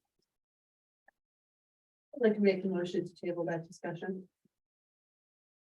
I'd like to second, I'd like to speak on this. I want to think about it, right? This is a lot to think about. It's a lot to digest. It's a huge. Quite frankly, since we're, do we want to move to discuss, do we have to just? Can we open? So we have discussion? a motion, thank you, trustee Geis, and thank you, trustee Page, and then we're moving to discussion. And then any other discussion? That was McGovern. Sorry, It's fine, I just want to get it on record. So can we discuss it? yes, Okay. we're in discussion. So here's the challenge I'm having. We've spent a significant amount of time with the coordinator. She has spent a significant amount of time cleaning up, understanding, cleaning up, correcting errors. I'm just not 100% sure that I'm comfortable, moving away from that. Moving away from that expertise. I just wanted to put that out there. I think both presentations are solid, but I want us to be mindful and really be thinking about what is the expense of yet another change on our budget. I don't know, so I just want to think about that. Yeah, no, we've made investment. There's no question in the current account, we've made investment in us as well. So I understand. What But I also recognize that the environment that she has had to operate in has been challenging too, so I wouldn't blame her if she made a different choice. A lot. They would say on the setup fee. Initial. Or her rate Accountant association. Yeah. And has Linda published her rates with us officially? So we're trying to make sure we're following the rules, and yes, trustee McGovern, those initial rates were originally published. The contract has not been, we have not signed a contract with accountant Nader.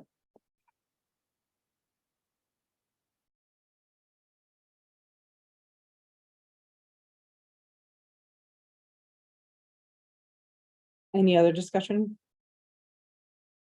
Or a roll call vote to table this to? Trustee Geis. Yes. Trustee McGovern. Yes. Trustee Page. Yes. Trustee Robinson. Yes. Supervisor Hewitt. Yes. Okay, then moving on to agenda item 11, accountant's report.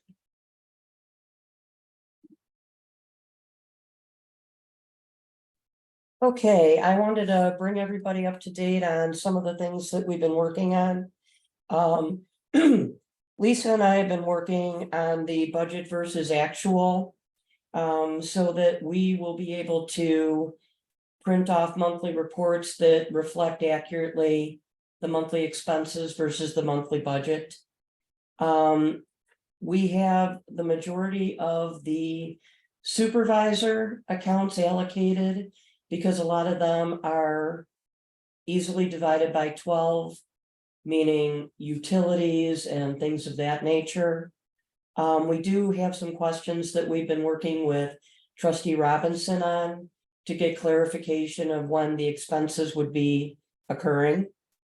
Lisa has also been in contact with John and Ed to make sure that we can work with them to allocate their budget appropriately and make sure that everything is the way that they want it. I know that Ed has been on vacation, so we're looking forward to getting some information from him once he gets back. We feel that this is something that will definitely be done by the next board meeting. And at that time, we can actually prepare the financial statements by month retroactively to April, May, and June, so that we will be able to have accurate budget versus actual. So we can have the board can have a good discussion about how it's starting to shape up.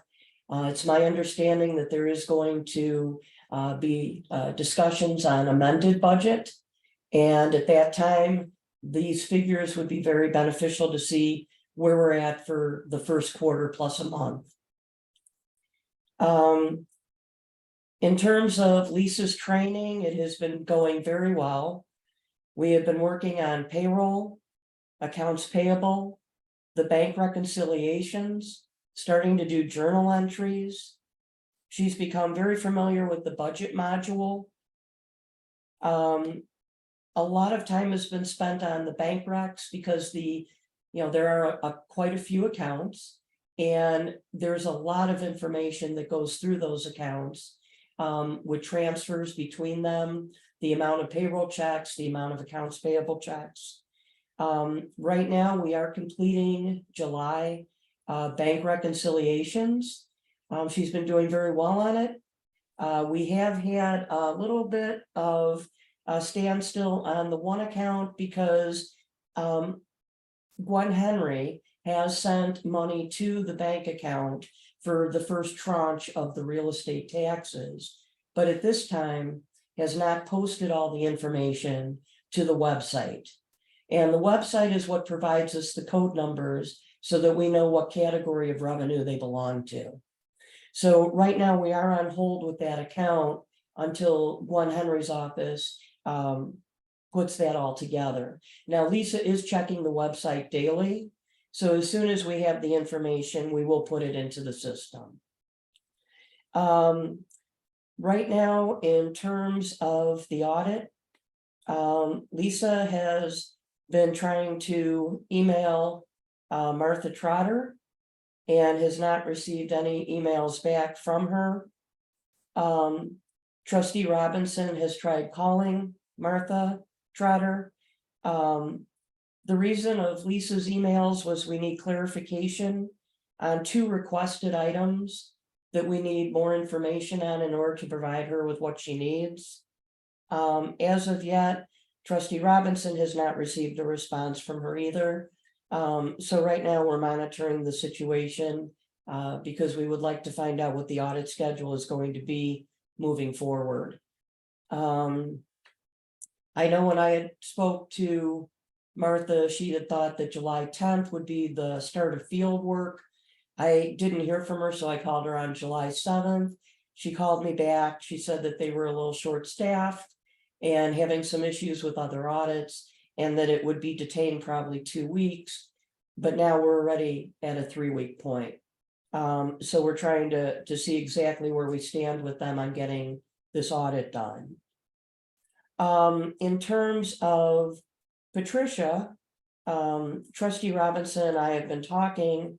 Patricia has not yet given the letter that she was supposed to put together to the affected employees, explaining the situation, what the township is doing, and what the employees need to do. The board had asked for that as part of the engagement so that they didn't run into any legal liability with that. She was also supposed to supply guidance on the reimbursement for the employees for the amended tax prep, penalties, and interest, and what the township would vote to do in terms of that. And we're still missing those 2 pieces of information. So that's where we stand on the open items that we have. Does anyone have questions on that? I have a Well, few. it's, you know, it's, the audit delay is distressing. Has Supervisor Hewitt, have you had a conversation with anybody from Sickich? Can you update us where we're at with this at all? Well, I've been looking for a constant update from either Lisa Rose or. So my from question was, Nader. have you been in touch with anybody from Sickich? Have you been in touch with Martha from Sickich? I've repeatedly emailed Martha. And you're not getting, What I am getting is that we're apparently not turning in what we were supposed to turn in from bookkeeper Rose. can you speak to that? That's all I've heard. Did you hear, can you speak to that, please? I mean, Lisa has emailed Martha Trotter, and I would believe that trustee Robinson has called her if he has said that he has done that. So. Can we just get a call? What it's gonna take to Right, finish this? yeah, it's a little distressing that you've been in touch, but that she won't get in touch with anybody else who's reaching out. That's a little problematic. My problem is we have no engagement letter. And looking back at my records, my email from Martha on May 15th was that it would be $20,000 for the audit engagement. And that she would have a engagement letter shortly. I have asked her 3 times over this time and she has said she doesn't have it done. Now, this is 3 months later already. And I have to say, in the 30+ years experience that I have with audits, I have never had a situation where it's taken 3 months to get an engagement letter. They're standard. They usually just give the price over to their staff. The staff makes whatever adjustments to the template and then they'll normally send it out. I mean, I have some concerns about if they are starting field work without Lisle Township having an engagement letter, because you don't have a sum certain then on what this audit would cost. Have you been in communication with them? Supervisor Hewitt? Again, I have been in constant communication with them and they have constantly. So they'll They're answer not to you. responding to Right. the other people? And again, they've told me repeatedly that they have not gotten everything they needed into Okay. their portal. So we understand what's going on now. So they need to get what they require into their portal and that's required. That's what they've required.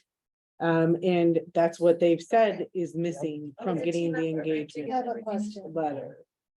I have a question. So, Clerk Powlitz.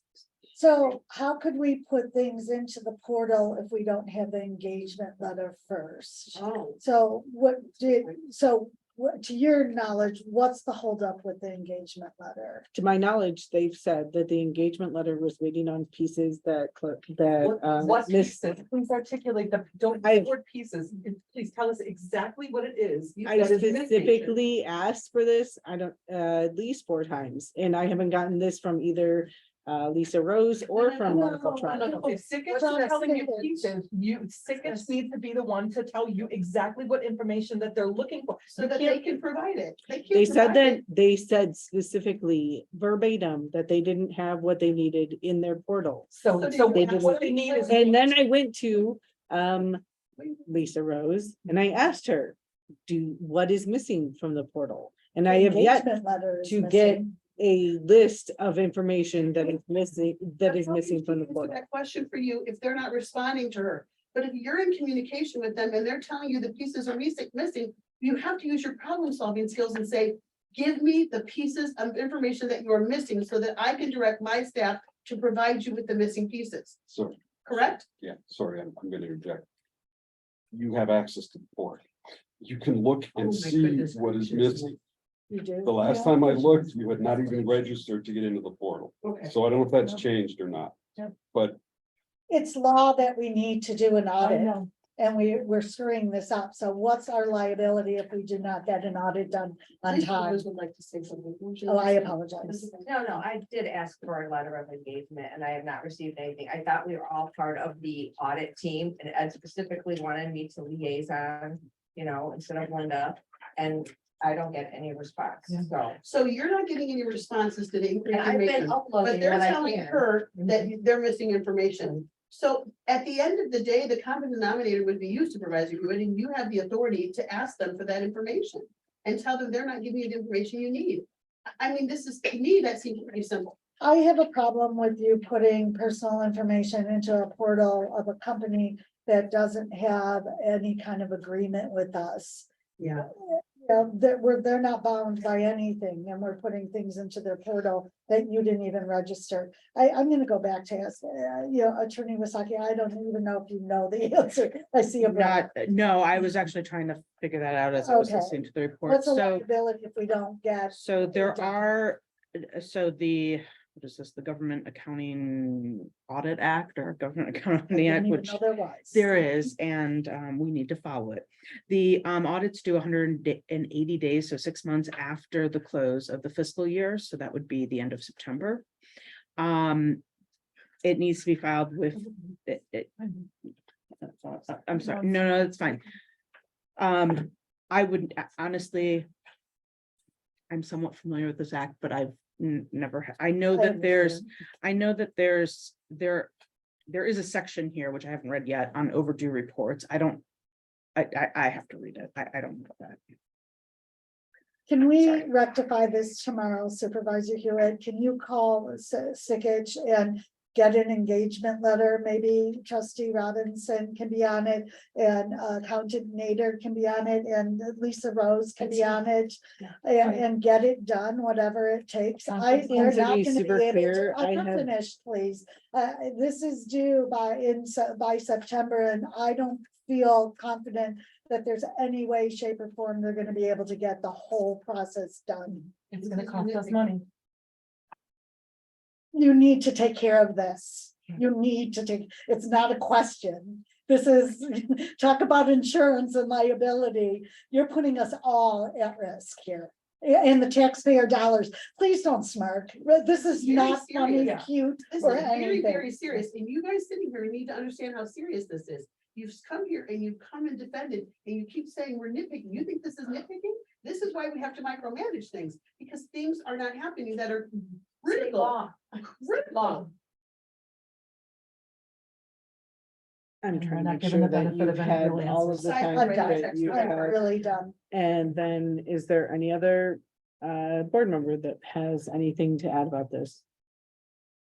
I think we've all said what we need to say. This needs to be resolved tomorrow, not the next day. We should not be having this conversation again. Right. I don't want to see 1,000 emails going back and forth about this tomorrow either. I want a meeting set up. I want the people that Clerk Holloway suggested to be in that meeting on that call tomorrow.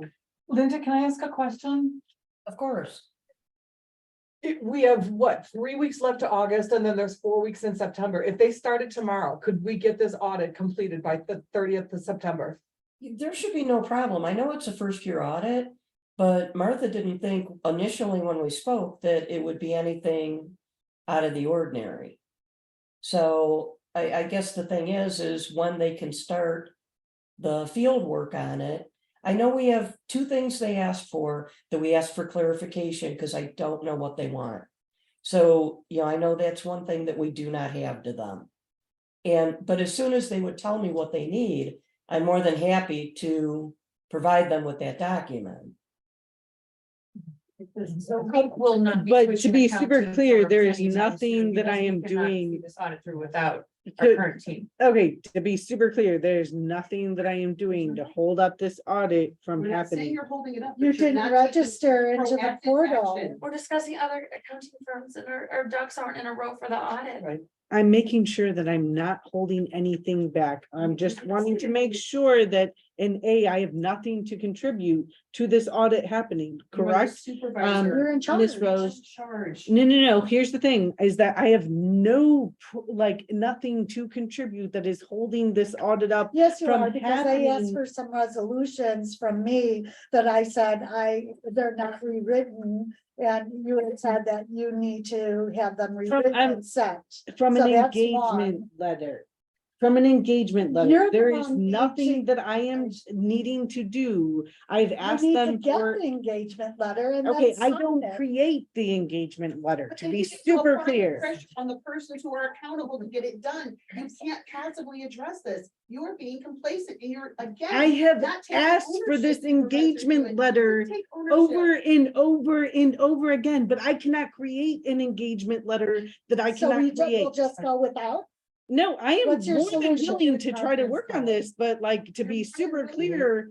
And I have been working on this to be super clear, but I cannot create this engagement letter from. That's not what we're asking. We're asking for communication and contact with the team, Yeah. with the entire. And we team. have been working with this. I have been working with Martha and I have been emailing her consistently. I have put, Can you forward us all the emails that you've been sending to her, please? you got it. Appreciate that. And then maybe have you could do it while have you the do, that'd call be great. tomorrow with You can read me out. everybody. And by the end of the day, if you could send the board an email with the update of where we're at by the end of the day tomorrow. Do we have Awesome. the option to go with someone else if we don't have this? You got it. Linda, that's a good question. I know we had a lot of trouble finding this company. They're few and far between that provide these type of audits. They're supposed to be reputable too. Do you have a suggestion? No, I mean, we were lucky to get Sickich. I mean, I called everywhere. I called every colleague I have. We looked at numerous firms. Nobody is taking audits right now. I mean, we were very lucky to be able to get Sickich. But Sickich has such a good name and everything. I just don't know why we can't get an engagement letter in 3 months. I mean, I just have never seen that before, because most of them want to engage right away so that they know they're going to get paid for what they do. I mean, if we did poll right now, they have put time into this. You know, they've gone through the paperwork in the portal that we have sent them. I know Martha has. So, you know, if she's had her staff working on stuff, if she's been doing things, all the emails back and forth. I mean, they've got a lot of time put into this already. You know, if we did find somebody and pulled it, they wouldn't have an engagement letter to get paid. So I just don't understand what's wrong with the engagement that they can't get a letter to us. You apply that pressure, can you say, look, you already have time invested, do you want us to, I mean, like, We should do that. Yeah. you know, a little Right. elbow, I Yeah. mean, I'm just saying. I mean, you know, This. the only thing is I know Trustee Robinson had called and didn't get a call. I mean, I could try to call and talk to Martha's supervisor. And see if that would give me the ability to get to her quicker. Because I don't know what else to do to get contact with her. To move this forward, because she doesn't seem to be responding at this point. In fairness, I called her, was it yesterday or Tuesday or Monday, so it's only days, but I know there's been other people trying to get contact a lot more frequently. How many I'll times go have Kim. you reached out? Couple times by email and notes in the portal, And nothing is being responded to? not that I have seen. That's not a good sign for. It's not, if they're responding, Yeah. responding to Supervisor Hewitt, I'll go park in their lobby, Good. seriously, I know, what are you gonna do? let's have yourself a problem. Yes, yeah. Did you ask them to do anything differently than a regular audit? Did you, has anything changed besides the typical engagement that we want? No. so there's no reason for the delay. Are you nervous about the delay? I am. I'm just trying to gauge. your- I've again reached out to them several times and I've been trying to figure out where we're at in moving forward with this as fast as we possibly can. So Supervisor Hewitt, are you okay? are you okay? I Trustee am, Geis? but you're very quiet, if you didn't feel well, or. It's hard to hear you. You're talking very softly. I just want to make sure you're okay.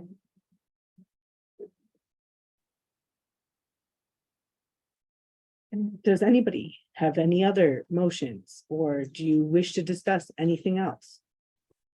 What's the action? What is the solution? What are we leaving this with? What's happening tomorrow? So I will promise to email, to call Martha, Trustee Robinson, do you wish to join the group effort in calling? I'll go sit in their office, I'll find the managing partner. Wonderful. We're both trying to work as much as we possibly can to get an engagement letter. So you're gonna work as a team, the four of you are agreeing to that today, that this is gonna happen tomorrow. And then Do you wish email by the to end of the day. put a motion together to That's what we say need. I'm this. just making sure that we. I'm And just making sure that again- We all understand what's happening tomorrow, and that we know what we're expecting, that's all. You're gonna work as a team. Or is that what we're agreeing to?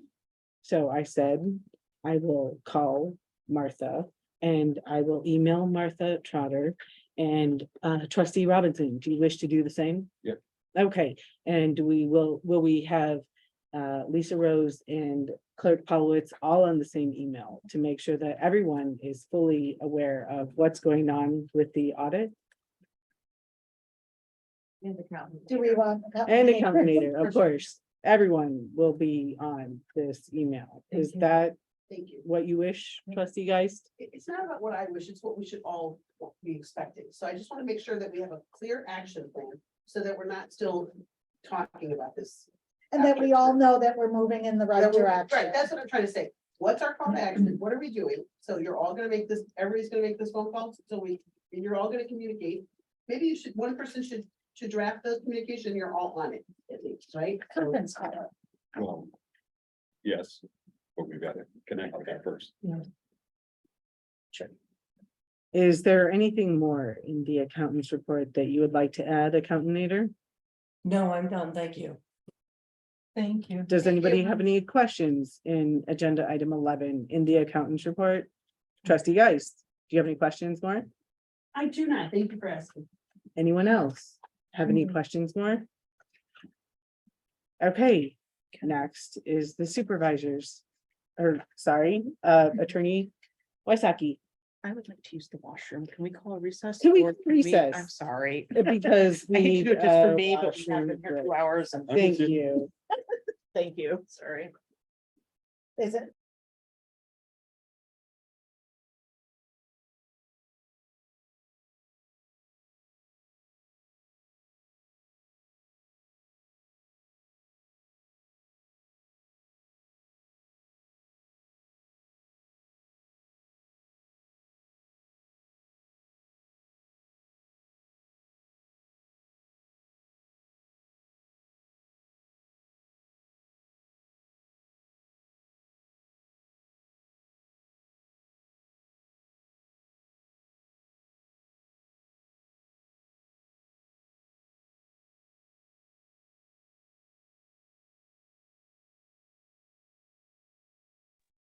Sorry. There we go. Okay. To begin with, the supervisor's report, and I'll just start over. Okay, the July 2023 supervisor's report received a quote of an additional $8,660 for insurance from Connor and Gallagher for the 2121 Ogden Avenue building. Also, I want to clarify why we did not get an additional bill for the newly leased vehicle, even though we have documented proof of insurance through both Connor and Gallagher and Pace. They add it to our next bill when we renew. So the reason why we have not gotten an additional bill for our Pace senior service system is because they will renew it when we bill again. We worked to resolve any issues with receipts with the credit card for normal township spending with the finance department. There's only a $12 legitimate parking receipt missing. Looking for direction on how that will be resolved. If that is to be paid outright, that's fine. We're just looking to make sure how that is resolved. Senior services took off this month in with the lunch and learns. The second lunch and learn had 5 times as much as the first one. And they worked with Lisle Park District and was a wonderful event. Also, they partnered with the county senior services. Next, we also became a senior health insurance provider certified with Terry Caballero and Joanna Vasquez Drexler becoming certified. We met with the president of Friends of Lisle Township to help coordinate with the Friends better, work with DuPage County to get more ARPA funding, make sure that we Had also asked for a variety of pieces that we need now, like the refrigerated truck in West Suburban. Received news of the NIU, I'm looking at the time, I have a minute left. Received news that the NIU news assessment and work together as a township to agree on short-term and long-term planning. The township garage was cleaned up and reorganized for the recycling program. The biannual newsletter was sent out to a resounding success toward Moraine Township to learn how to expand our information infrastructure about visual GA. Scheduled a time with Visual GA to learn about other options, working with various municipalities as developments have developed in Downers Grove, Lisle, and Woodridge, ridership in Lisle Township. Transportation has continued to expand, working on its disaster response protocol for the township and its properties to better respond when disaster hits. Laricide for the unincorporated areas ended with geographical components needed to create a complete map of unincorporated sewer system. Second year participating in the National Night Out with the Village of Lisle Police. It was a wonderful family fun event. Launched the recycling program, working on updating SOPs on a variety of departments. We're updating the website, especially the right recycling. On August 29th, working with the Lisle Chamber of Commerce to present. Okay, so August 29th and September 14th, please keep in your mind. There's something under more, excuse me, I'm sorry, I don't know if that's someone trying to say. So that was reminding us to unmute a few minutes ago. We've unmuted. Any other questions with this supervisor's report that was required to be 3 minutes? No, but for the sake of the minutes, just make sure it's Terry Carvalho, not Cabrio. Sorry. I guess my only question is, you mentioned changing the website, in what aspects? So if we look at the lovely website.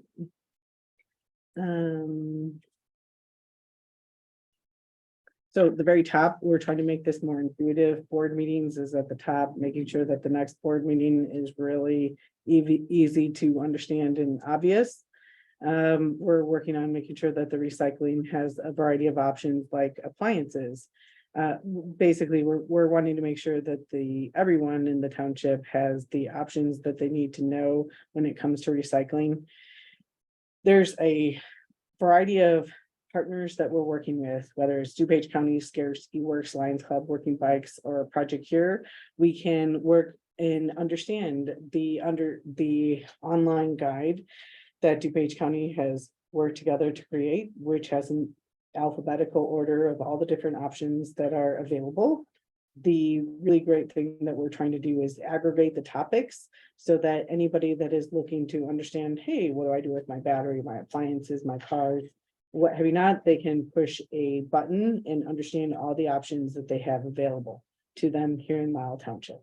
And they understand, hey, this is what we can do here in the township. These are their options, and we will have a really good impact on our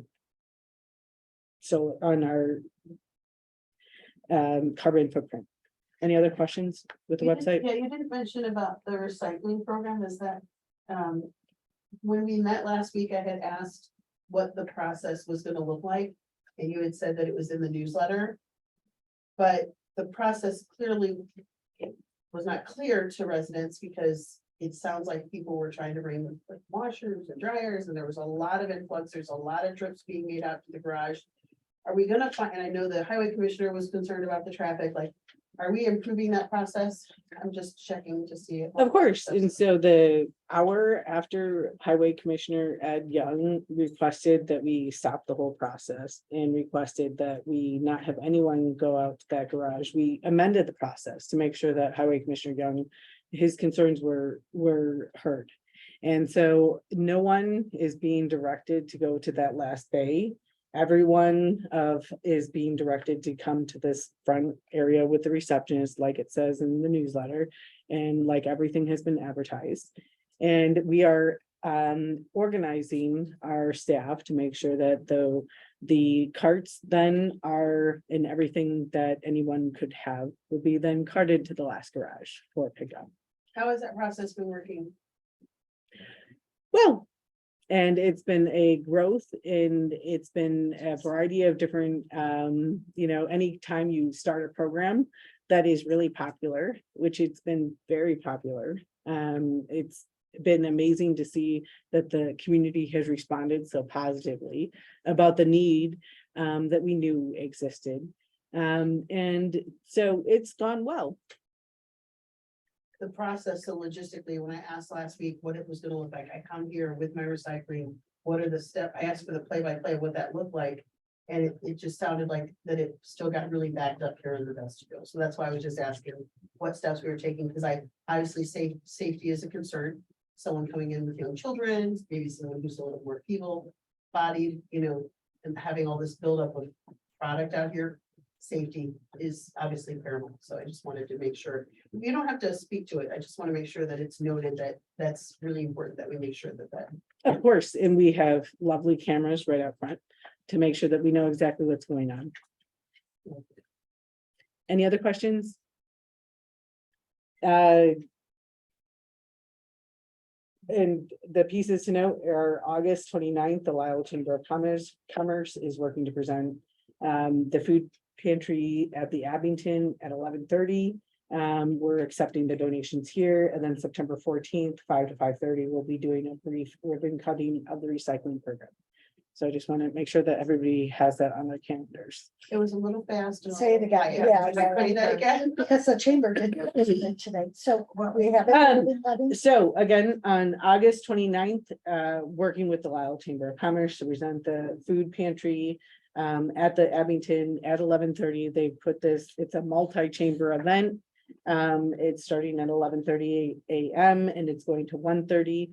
Then we have. Is that something that we would have been invited to or been part of, or So I'm formally, traditionally inviting you all. how do we RSVP? Is there some process to that, or? So again, I'll give you an email, and I'm sure that Debbie has this as well. Yeah. It's been continuously being advertised as a multi-chamber event. Yeah. And Oh, God, sorry, I'm sorry. When you're ready. whenever you wish to participate, Clerk Bowles. If that's sincere, it is, it's a multi-chamber event. And Lisle Township's portion of the revenue is going to be donated to Lisle Township, the food pantry. Every other chamber is choosing their charity, but the chamber has been gracious enough to choose Lisle Township. Okay, I didn't So, understand that. right, in the that's other exactly explanations. what's Thank you for going on. clarifying. So there's an event there, and I'm not 100% sure what the event is, but we are invited. I'll find out and I'll get you everything, okay? And again, we're giving a presentation about the food pantry. And that is why I'm reminding everybody that you can come Who's and giving the presentation? frankly, our food pantry director. Awesome, that's a good idea. Yeah. Okay, September 14th at 5:30 will be our ribbon cutting for our recycling program. Okay, any other questions? Great, we're moving on to the staff. Just want to make sure we're all good. Okay, then we're moving on to the staff reports. Didn't we agree that we weren't gonna read through the staff report? Yeah. Does anybody have any questions on the staff report? How do they feel about putting all this together? Is what I would like to ask staff. I understand what, that you're trying to give us this information, but a lot of this looks like busy work, quite honestly, and I would like to know how the staff feels about spending their day having to write down, like, Every task. literally every task, you know. I'm just The suggesting. executive assistant's tasks were like, Yeah, cut business cards, like, I'm like. I mean, are they having to report that to you, like, every?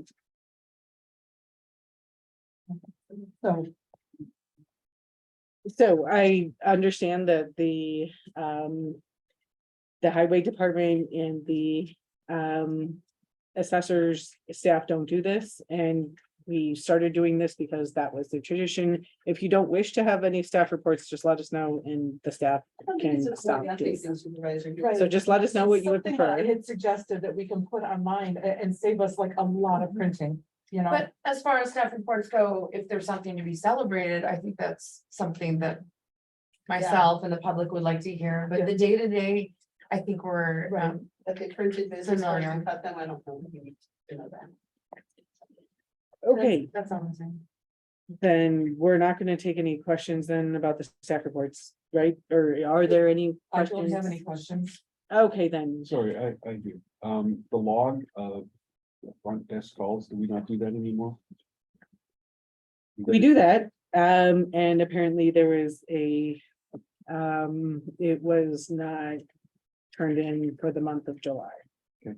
I expect that that will be turned in shortly. And I saw the operations manager said he had to resolve disputes in the food pantry. Anything more on that? There's always disputes in the food pantry, whether that's because, for example, if somebody feels like they were cut in front of, if somebody feels like they didn't get the food that the person ahead of them got, there's literally on a daily basis disputes in the food pantry.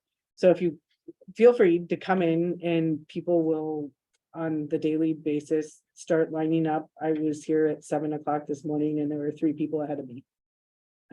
For the open at 8:30. I think when you, once we get the food pantry committee, running, I think it's gonna be important to have, procedures, because I have witnessed people cutting, so I could see how disputes happen. I think in everyone's, best efforts, they want everyone's needs to be met, but I have seen people pull something from later in the line and give it to somebody in a cart who's further back. So if you mitigate that, so it's risk management, these are the rules, these are the guidelines, then you reduce the risk and then it's not a problem. And we have to have a strong set of rules and guidelines in place that the volunteers are adhering to as well. Are you done, trustee guys? I just want to make sure you're, No, I was just mentioning it. okay, and we We'll do, fix it. we 'Cause do. Disputes are gonna happen, we do, but if we know what the disputes are, and we we can do. come up with this, well, he was asking what it was, and you said there's all sorts of disputes. If we know what the disputes are, then we can make sure we put a system in place that negates them. And we have done that and that, again, Can you have an example of the dispute and a policy you put in place to correct it? yes. For example, people, and there's some things that are problematic to dispute, but whoever comes in line first gets first access to the food pantry. And so we made sure that there's an easy line that can be queued up, is that again, people will come in at 6 o'clock to get first in line. So is that a problem of, partially that we don't have a whole endless amount of food? Yes. That is part of the problem. Second, it's the fact that, we don't have a virtual food pantry that would allow people to reserve their food in advance without having to wait in line. So we've tried to So the get, dispute was the line, the dispute is usually always the line, that people are waiting in line? usually always the line. 98% of the time, the dispute is always the line. Sometimes the dis- huh? I mean, if we want to go I on, was just- but I was the trying to dispute figure is generally It was in always, the notes of the report, so it was worth asking. okay, and again, generally the dispute is the line, Thank you. volunteer. Jenny.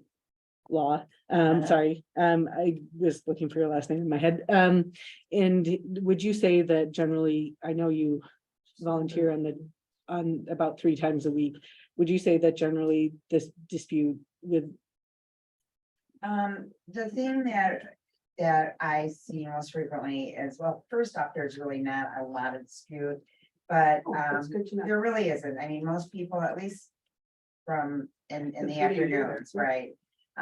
But it is a little problematic that if someone has family members that are in different places in the line, or their family members would take 2 carts, they can't do that. So that's where, we have to step in and say, no, you can only have I one cart per witnessed that. family. Yeah. That is our biggest thing. I don't really deal with the line outside. Gerald usually does that, but In the pantry itself, though, it's really organized well and That's good. it works well, but it is first come, first serve. So it is tough. I mean, that's why people come at 6 a.m. or, I come an hour before it opens just to set it up and there's already people waiting in line. So there's not really a number of disputes then. No. She works in the afternoon, and the morning is where the disputes happen. Yes. She's in the morning, because the line is here, anyone come up here, like Diane said, at 7:30, you see a line of people, the people come, and that's where the disputes are happening, is in. But what's the dispute? You either get in line or you don't get in line. Get in line, but then the people sit in their car, and then they get out their car, and they friends or their buddies or their relatives. Right. And so now you don't know that. Do you give out numbers? No, we have no number system, it's the bodies. That would probably, so see, that's what I'm saying, that now we know that that's a problem, now we possibly have a solution. Hand out numbers, just like a joke here, 1, 2, 3. And But we've thought about that, Yeah. and again, we came back to, okay, well then somebody takes a number and then goes away for like an hour and a half until we open. So we've had that happen, where somebody takes a number, and so where we required again is that, and so again, that you have to wait in line to actually be in line. And so that's where we came back to. So, okay, any other staff reports? Okay, then moving on to discussion, and it's agenda item 14, discussion and possible action on the unkempt lawn policy. Make a motion to table that to the next meeting. Okay, I'll thank you, second that. trustee Geist and trustee Page. Any other discussion? The governor seconded. Oh, sorry. It was Paige. It was. Okay. Paige said, really? You two voices are starting to sound like. So close together for so many hours, look what's happening. Okay, any other discussion?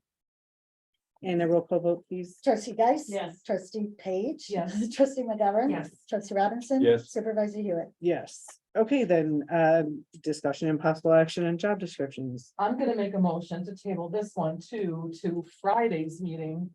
The Employment and Personnel Committee is meeting here at 10 o'clock in the morning on Friday, and I think that's a better forum to discuss these new changes. Yeah. You know, 7 times in 6 months. well, No bueno. and this is a bit of a problem. I put the agenda out there already. I would like the supervisor to please be prepared when you come to the meeting. I would like to know how much was spent. How much has been spent on the repeated job change descriptions from Conner and Gallagher? How much time, how much money? All right, because in my possession, I have 3 different job changes that you have gone through using Conner and Gallagher, June 9th, June 30th, and now I've got August 4th. So there's a lot of change. You've added a lot of language in here that's problematic for a lot of the employees. I feel like the employment committee is a better place to have this discussion. Okay, thank you, trustee Page. Second, I'll second. thank you, trustee Robinson. Any other discussion? And to be super clear, the last time that a job description was agreed to and proposed and changed was in March. And everybody gets a chance to discuss, including myself. But we're not And discussing it. We agreed to so discuss it everybody Friday. gets a chance to discuss, including myself. Okay, well then we'll discuss that you changed one person's job 7 times in 6 months. That So, has I not thought been we were gonna done. wait till Friday. It has been done. No, The it has employee not. actually hears each description. And each not a description, single each one change. since March has been agreed to or signed or changed. Supervisor They've been Hewitt is proposed. contributing to So the to be chaos. again, Exactly, cracks. Yep. so, And okay, people so being we're frustrated not with gonna the have thing. any other, Okay, do you have any other discussion? Because normally you actually have to follow the rules and be addressed. So trustee, guys. So there's a first and a second to table the discussion. thank you. You need, Thank you need a vote on that. If that fails, then you can continue the Great, discussion. thank you. Trustee Page. Yes. Trustee Robinson. Yes. Trustee, I'm sorry, Geist. Yes. Trustee McGovern. Yes. Supervisor Hewitt. Yes. The motion is tabled. Next, we have agenda item 16, discussion and possible action on Lisa Rose to become the signatory, removing operation manager Joan Wolf. I'll make a motion to make Lisa Rose a signatory and remove operations manager Gerald. Second. Any discussion? No job changes, no discussion, just moving forward with this change. Okay, any other discussion? Then a roll call vote. Trustee Geis. Yes. Trustee Page. Yes. Trustee McGovern. Yes. Trustee Robinson. Yes. Supervisor Hewitt. No. Discussion and the motion passes. Agenda item 17, discussion and possible action on when to have a police presence at meetings and when to not have a police presence.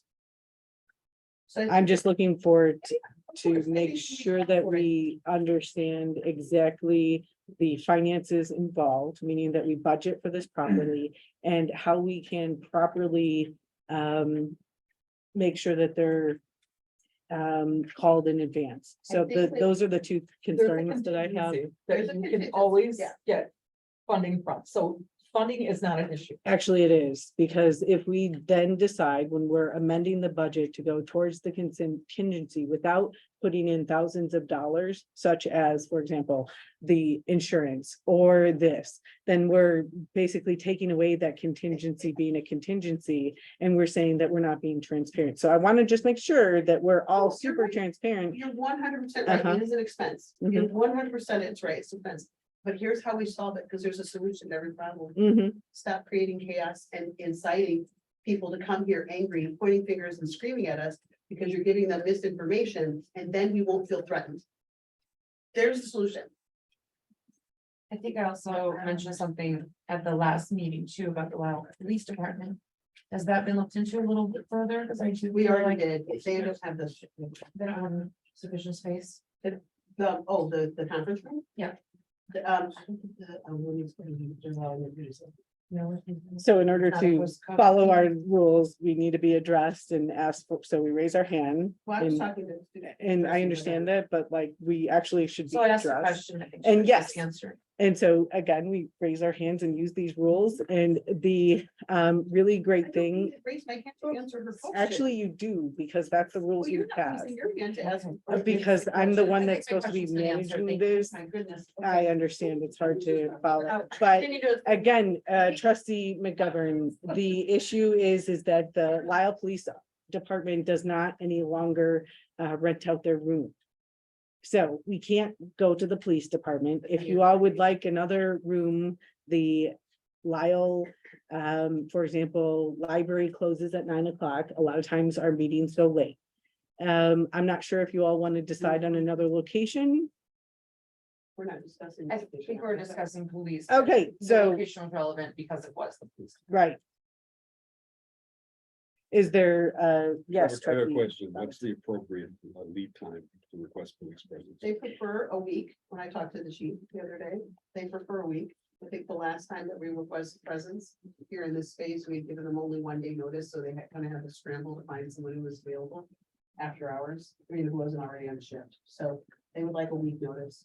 And I think we'll always know when we need them. And they would even prefer more, so if we knew that, hey, you all wanted to, wanted to have police every time, that's okay. I don't think we need to. I don't They think just, we need to, they but- just need to know how to get there, and at what point do you all want to request that? Trustee Geist?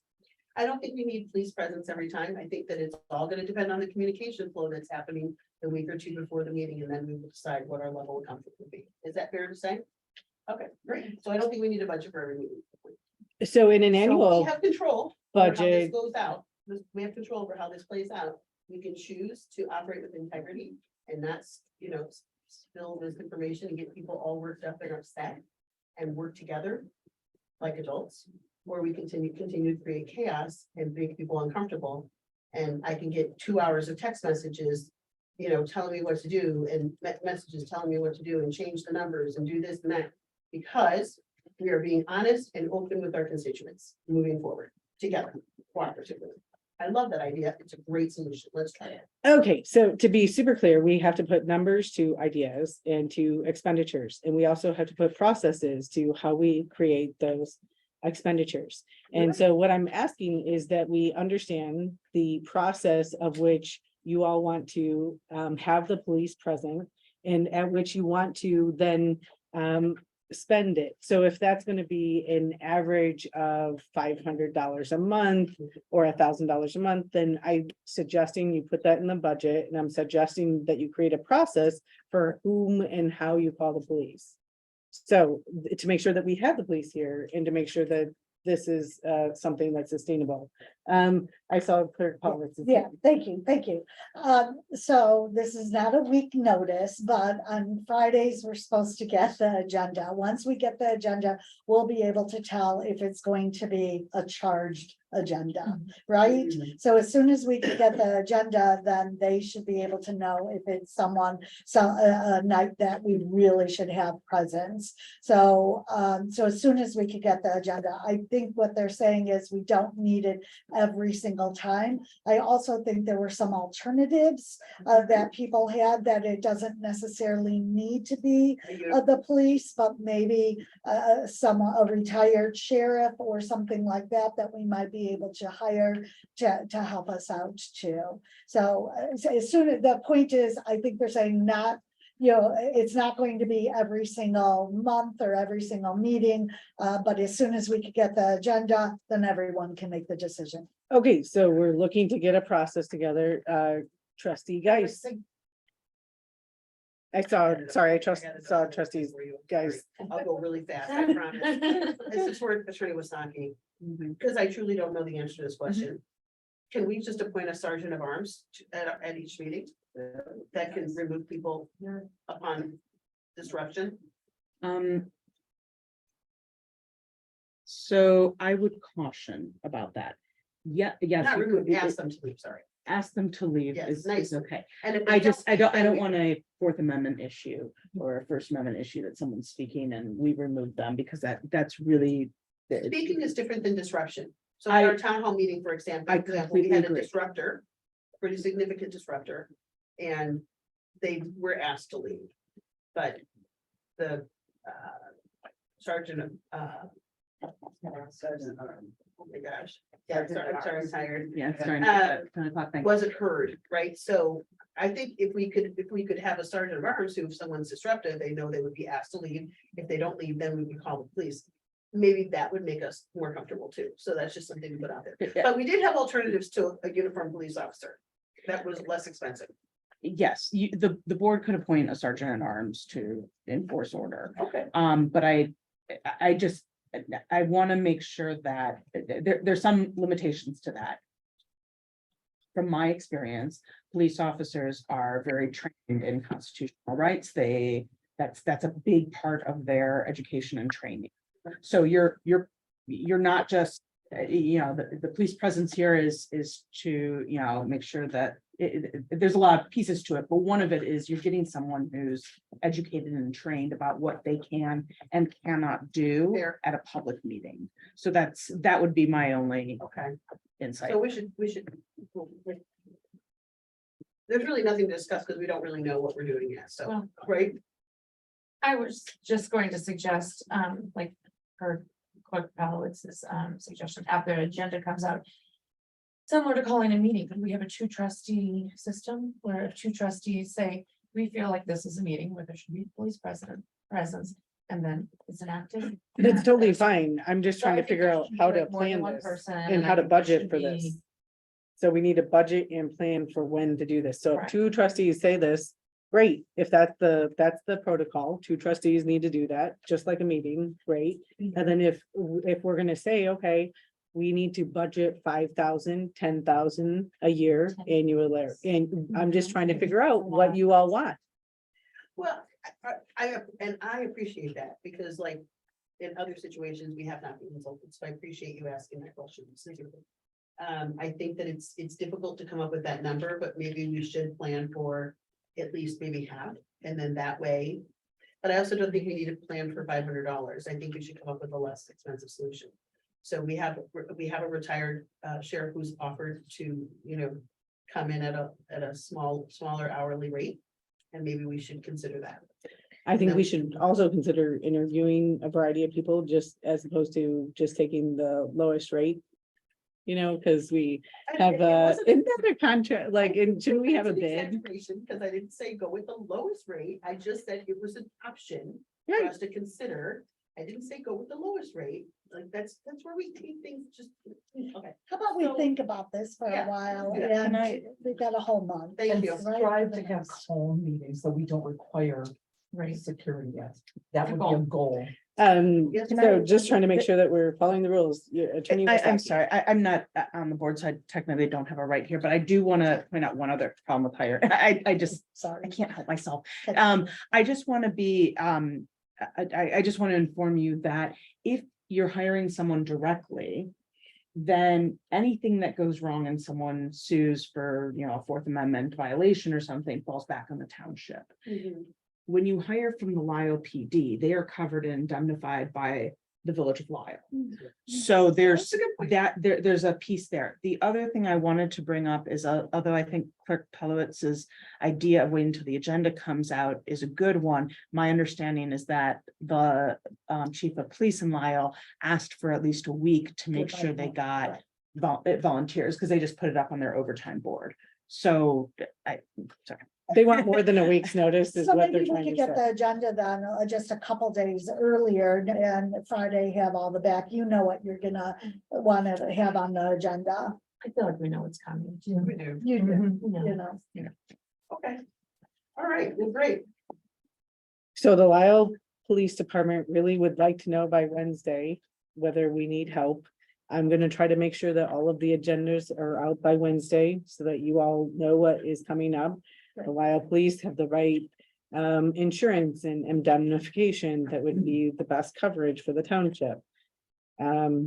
Really seems like the best idea. Any other discussion? I just want to add to that. I know that's a lot of pressure to try to get the whole agenda done the Wednesday before. I know we're really pushing it to do it the Friday.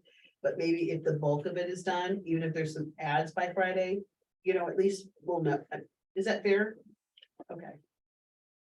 To be flexible, that we would be flexible, because I know that's a lot to ask to have everything on a week before, because things do happen. Situations come up where we have to discuss this. So I don't want to behold you to, it has to be the Wednesday before. And it seems like we're having a whole lot of meetings that are coming up with like less than a few hours notice. So I am trying to be as flexible as I possibly can. What meetings are less? Well, last night, for example, I got the notice that I needed to put up a meeting within less than 24 hours to make sure that we had the personnel committee. I'm just simply saying that, Oh, like, okay. if we want to, if you're asking for a full week's notice and I'm trying to, No, I was giving you a break and saying, I know that that's a lot to ask. I was saying, that's a lot to ask. I actually. said I'm that. doing it as fast as I possibly can. And No. again, I put up a notice within a few hours. No, So I'm just. no, I was again, giving you grace. I was saying, give you more time. I didn't want you to be like, keep you that agenda. we're had to be doing on it the- as fast as we possibly can, and you've Okay, already had okay. the rules We're that all- required that to be done before the Friday. Or by Friday at business, Supervisor Hewitt, I was just letting you know, it's a lot to expect for you to get it done. and by that you fast, so expect it's more and okay. more, and that's okay. I'm not Okay, so expecting then, more and more. We're giving- okay, yes, move along. you are. Move along. Okay, then, moving on, any other discussion? On when to have police at the meetings and when not to? Okay, then, agenda item 18, discussion and possible action on where to have meetings. We're here. We're here in the board, I'm not understanding where this question came from. Who did it come from? We have our meetings here in the boardroom. I know it was discussed if possible that we would have them at the police station if necessary, but we've gone through this, that we can't do that now. So it was again brought up at the last meeting. I wanted to make sure that you all had proper time and enough time to discuss what you all wish to do with when and where to have the meeting. So do you all, again, we've had this a few times discussion. You all are good having the meetings here. Yeah, unless we have a bigger. If we need a bigger room, then we'll know ahead of time and we'll get a bigger room. What's the possibility of using the community room in park districts? The time. They usually close at what, 9 o'clock, 8 o'clock? Oh, we don't, It was our just meeting like- started at okay, 7:30. sorry. I forgot Okay. that. Shame Okay, on sorry. us. So, Okay. Next, Maybe okay with earlier. We can change it. I'd love a 6 o'clock meeting and an 8 o'clock end. Okay, moving on. Agenda item 19. Discussion and possible action on a no confidence vote for the supervisor. There's no great pleasure that comes with coming to this decision. And I know that everyone here has really strong feelings one way or the other about us coming to this conclusion. It doesn't feel good. This is not fun to have to come up with this resolution and bring these points to you today. I think you have seen a little peek into some of the things that we've had challenges with. But I'm going to go ahead and they're going to be more fully described to you in this resolution. I don't think the trustees have. Thank you. Resolution 2023-27. A resolution of the Lisle Township Board of Trustees declaring that it has no confidence that Diane Hewitt can competently perform the duties of Lisle Township Supervisor. Whereas Lisle Township, the township, is an Illinois local government created and existing under the Illinois Township Code 60 ILCS 1/1-1 ET. Whereas a vote of no confidence is an alternative method to bring forth serious concerns of public officials. And whereas the Lisle Township trustees, clerk, assessor, and highway commissioner have observed Township Supervisor Diane Hewitt take repeated actions that are not in the best interest of the township and its residents. And whereas the supervisor has shown a lack of leadership and integrity by the following: drafting an alternative appropriations of ordinance with adjustments not discussed with nor approved by the township's finance committee, failing to uphold decorum and foster respect among participants at board meetings, failing to address problems concerning the Lisle Transit Program after repeated requests, failing to make any preparations for the Stamp Out Hunger event food drive despite knowledge of the event, interfering in grant viability requests initiated by the township board, negligently protecting privileged and confidential township information by displacing the township clerk and limiting her access to township records,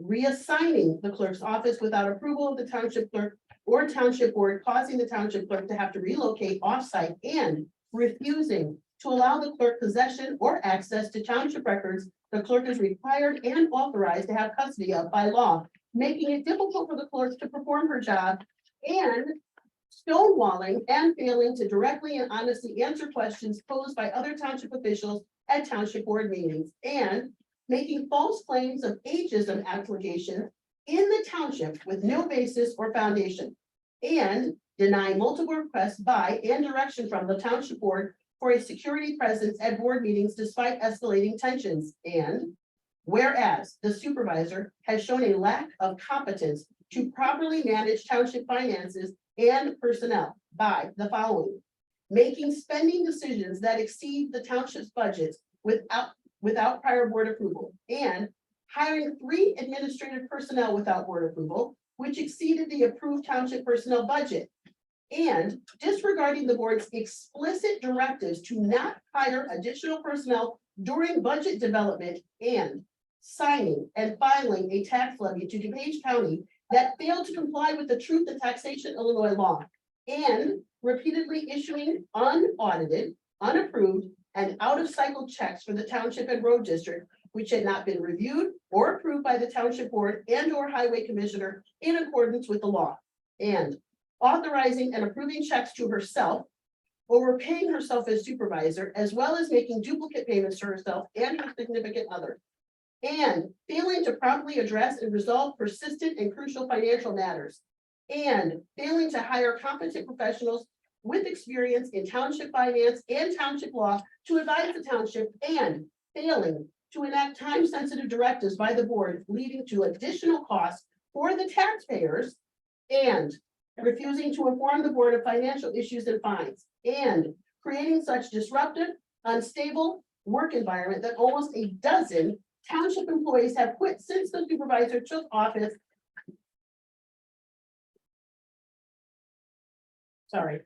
failing to promptly hire replacement personnel for financial management and food pantry operations, which led to considerable expenditures on external consulting services for subsequent fiscal years. And whereas the supervisor has shown a lack in communication, collaboration skills, and professionalism by making verbal attacks, including growling at staff members and board members, and convening staff meetings in a way to create division and a sense of apprehension, and deliberately avoiding necessary communication with key township staff members, such as the executive administrative assistant to the supervisor, the bookkeeper, and the contracted accountant, and disseminating falsehoods to the public relating to budget decisions and misrepresenting the township's position, providing false and misleading information to the public, DuPage County board members, and other elected officials related to funding for the Lisle Township Food Pantry, and refusing to collaborate or communicate with the township trustees, clerk, assessor, or highway commissioner, and creating a general climate of mistrust and hostility within the township by enabling and condoning others' inappropriate actions.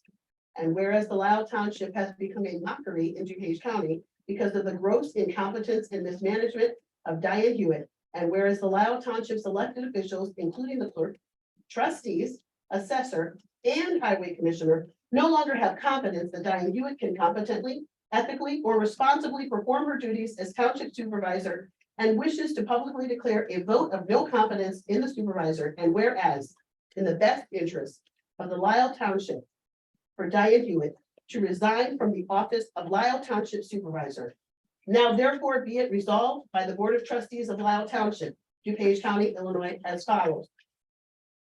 Section 1, the above recitals are incorporated into the resolution by reference. Section 2, the Lisle Township Board hereby publicly expresses that it has no confidence in Diane Hewitt to competently perform her duties as the Lisle Township Supervisor. Section 3, the Lisle Township Board finds it is in the best interest of the township for Diane Hewitt to resign immediately from her office as Lisle Township Supervisor, and therefore requests that Diane Hewitt resigns immediately. Section 4, this resolution shall be in full force and effect following its passage and approval as required by law. Passed by the Lisle Township Board on August 9th, 2023, on a roll call vote of as follows. Ayes. Motion. I need a, okay, so you want me to make it? Motion? So, I am To the pass the resolution? supervisor, and so would we like to have a first? And so it sounds like trustee Geist is the first, a second, and then any more discussion? And then a roll call vote. Trustee Geist. Yes. Trustee McGovern. Yes. Trustee Page. Yes. Trustee Robinson. Yes. Supervisor Hewitt. No. The motion passes. And Attorney Wysocki, what kind of legal enforcement does this have? I just want to make sure that that's clarified. I mean, I don't know what you're asking. This is a resolution of the board. A Mhm. resolution is expressing their opinions. Mhm. They've asked, request that you resign, Mhm. but it's a request. Mhm. That's all. I mean, I can Right, read it. So. totally. So, great, and the motion passes. So with Next, that, I think it was we the have- highest form of, a no confidence is the highest. So form. again, Clerk Powlitz, you're now being recognized without raising your hand. Is there a motion that you have? Is there anything else that you have to say Well, after the vote has been called? There's a first and a second. Is this discussion? We voted. she It's wasn't. already been voted, But so you that, started talking. so well, I actually, thought- you did. No, actually, you asked Attorney Wysocki a question Right. discussing it, so I thought we were going out of, so I apologize. So, bottom line is. I Okay, think- so we've already done okay, that. so It's fine. We just, did the highest vote of no confidence, the highest thing that we could do to distance ourselves from what is Thank you, happening. Clerk Powlitz. But I Okay, wasn't then. done and. You didn't have a motion and there wasn't anything there. Report from the Finance Committee, sir. Yeah, so I developed after the budget discussion, I got a number of emails from constituents, residents, and I responded to each one of them. And there was a lot of confusion about what had been approved and what had not been approved. A number of folks were saying, why won't you fund the mental health board? Why are you cutting funding to the food pantry? Why are you cutting funding for general assistance? So as I responded to all those, I thought I would like to put together just, and I got input from the other trustees. We went through a very thoughtful process. And the document speaks to that. I'm probably on the 3-minute clock, right? I should be. I don't want to read it in detail. It is posted in the board packet. Three things that we really want to highlight. There were several things. You know, we did not have the NIU survey and future planning study, which was meant to provide input. And actually, after we met with the NIU folks, they said you're pretty well doing everything that the other townships are doing. You're not Hanover Township, but nobody is except Hanover Township. And what you should really focus on is coordinating services across what's available to Page County, the Village of Lisle, other services in the area. So focus on, don't duplicate, do what you do well, find opportunities to expand, but make sure you leverage what's available in the community. So that was one of the things. The NIU study was not available, but we will incorporate that in our discussion on Friday. Township budget does include a one-time loan to the mental health board. There are budgeted increases for PACE transportation, demonstrated commitment to our senior residents. I'm going to speak personally, but I think a number of us are concerned about where is the momentum with that program? Where are we getting the ridership that we need to support the funding for that program, much less the staffing that we might need to bring on for a second driver?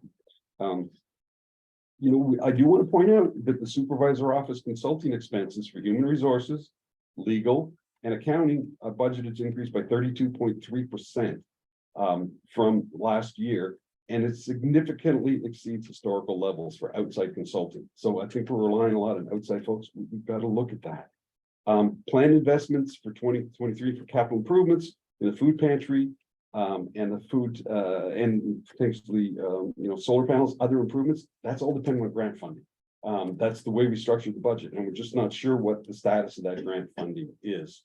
Want to talk about personnel, because I think people keep saying $175,000, $175 cut. There was no cut. Okay. If you look at it, the supervisor has more money this year than she had last year, and she has 33% more than she spent last year, but it's not in personnel. And that's for a very good reason, because we want to see how the personnel are going to deliver the services that we need. We had 4 full-time employees and 6 part-time employees at this time last year. When we came to the budget process, we were up to 8 full-time employees and 6 part-time, and there were still gaps. In the finance department, we resigned in September, and that role was bounced around for a while, and we're still dependent on an outside resource. So that has cost us at least $75,000 in outside consulting to continue to get the bills paid. The food pantry left, the food pantry lead left, and a part-time resource left. So we finally got to that was back. I think I misspoke. I think that was in February. We had to reassign personnel from the transportation department. That was costing money, and it delayed the implementation of transportation. So we want to talk about what are the key services we provide here. One is making sure our bills get paid, and the other is the food pantry. And those were the last hires that we have. And we hired 3 administrative people. So if you were talking to the CEO of your company, you said, I have 4 people, I'm going to hire 3 more, and they're all going to be administrative functions. You think that would fly? I mean, that's really what we're trying to question. What are we trying to do here? Am I on my clock? We can make a motion extending time. No, okay. You can all read as well as I can. If you look at the budget lines, I said the supervisor had 33% greater than what her actual expenses were last year. So we didn't cut her budget. Assessors budget's fundamentally flat. Elected officials flat. PACE and transportation, huge bump. You know, we had $125,000 budgeted. We spent $47,000. We budgeted $140,000. Capital improvements, we budgeted $508,000, depending on grant funding. And we did amend this after the approval to buy it from the town hall to buy the building. 1.8 million was added in there. Mental health board funding, $75,900. General assistance budget is up 9% from last year, 10.8% from last year, from last year's actuals. Township fund, we will have a draw on our township fund. You know, and because partly because of the funding of the building, but the fund, it's gonna be a draw of like 2.3 million. For the building, plus the fund to GA. GA, we only have $39,000 in our GA, and our budget is 267,000. So we're gonna have to draw from Fund 10 to fund that. So those are the things that we're trying to deal. I want to make sure that information is out there. You're welcome to send me emails, you're welcome to call me, but those are the numbers, right? We are not cutting the budget. We are trying to be responsible, and we're trying to make sure that we understand what the services we want to deliver, what are the personnel we need to deliver them, and how can we make sure that we're being mindful and respectful of your dollars that you've already spent and you continue to spend. So that's all I really wanted to say. Thank you, Trustee Robinson. That was really well articulated. I just hope that they're actually. The only thing I will thank you. The only thing I will mention is that we will have to revise the budget. There's no question, because we're not going to be paying rent. We're going to be getting revenue. I would propose that we do a 6-month reassessment, realignment of the budget. That'll give us, after the building's bought, we'll have to look at insurance, we'll have to look at, facilities management, we'll have to look at different elements of it. So I would propose that we have a revised budget in the end of June, end of September timeframe. And we schedule time for that. We're gonna have some more personnel discussions, I know, on Friday. And maybe we can come to an agreement as to what the right level of personnel and the right skills that we need for the services. Yeah, agreed. That's really what we want to get to. Excellent. I hope that's more clear. Because people are still sending messages. That we're cutting. So it's just really hard. So to be super clear, we had in our last meeting said that on September 5th. We would come back and talk about, or September 6th, we would come back and have a budget meeting. Are you proposing that we change that? Yeah, because I think it's based on the fact that we making a purchase. Yes, 60 and days, don't we have 60 days? And they want that as soon as possible. Am I correct, Assessor Trowbridge? So September 6th is when they wish the budget to be amended, and we're starting to advertise that. So are you looking to change that date? No. I'm so sorry if I wasn't clear. We have to change the budget because we have 1.8, we need to spend $1.8 million, but been approved by the town. We made one budget line change in the budget that we want to get approved on September 6th. That is the 1.8 million. There will be a subsequent budget after we understand what the costs of the building are going to be. After this. Oh, so you're gonna After make- we're in the building. Okay, That's how I- so we're gonna do multiple amendments of the budget. That's So not this first multiple. amendment, I'm just trying to make sure that the public is aware. So They this should know that first, we made multiple amendments every time you overspent the last 2 years. So I don't think that. this That's is not for good true. reason. trustee guys, we did one amendment in the last year. So September 6th is gonna be the first amended budget, and then you plan that some other time in the future, there would be another amended budget. So Right. there'd be 2 amended budgets. Yes. Okay, Is it- just want to make sure that's clear. But it's not multiple, that's due. That would be multiple. More than one is multiple. We're not going to circle today. Okay, so making sure that we're clear on that. Any other questions for trustee Robinson?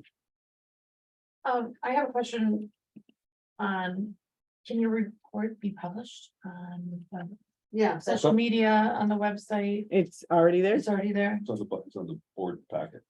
No. Well, I'm talking social media, Oh. Yeah. Or Just can to you get just word- email it to us, we'll put it on our pages. because I Okay. appreciate you answering all Yeah. of the calls you're fielding. But to get the word out a little bit further, I think would be a really good goal for And us. clarify the misinformation. Bye-bye. Okay, any other old business? No, my 2 questions were answered. And new business? Reports of elected officials. So Assessor Trowbridge, Just as it relates to the transaction of 2121 Ogden Avenue, the previous buyer that we had in 60 days had done a phase 1 and an appraisal. We had our attorney talk with them. They would make those available to us. They are $2,500 and $2,250 respectively. He strongly recommends, highly recommends the phase 1 report. That's the $2,500 one. The appraisal, he's not as he's not necessarily recommending it, but he's not recommending the strongly that was phase 1. So whatever your directive is, I will ask him to. The phase one is environmental. Phase one's environment, it's basically saying it's not, it's critical. The appraisal is not quite as critical. So whatever you decide, what you'd like us to go back and maybe counter those numbers that they paid for the reports. So they want us to reimburse them for what they paid. This is to make them whole, right? Yeah, that's correct.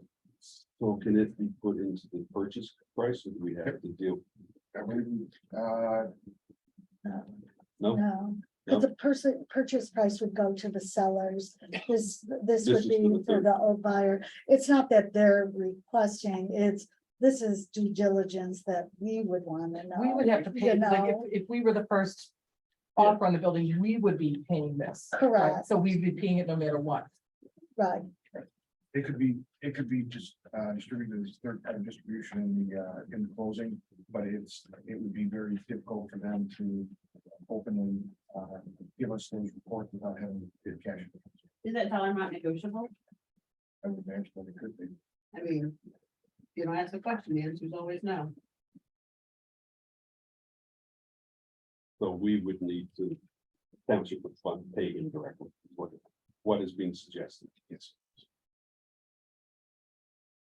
But maybe we could ask them for. To give us both reports for a better. Whatever is the pleasure of the board. are you suggesting it could be on the closing statement? Is that what you were suggesting and paid out there?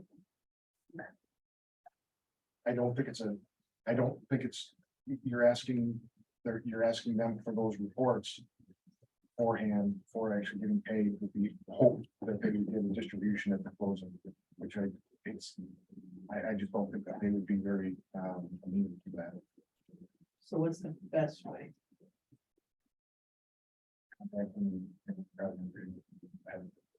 Is that something you're comfortable doing? I personally would, my recommendation would be to have the attorney, Oh, okay. give the director to the attorney and have them, The real estate attorney. Thank you. So we don't need to approve. Do we need to prove that we want to reimburse it? I think of what you're asking, right? Okay. The mechanics of it, you think the local attorney on the real estate side can address.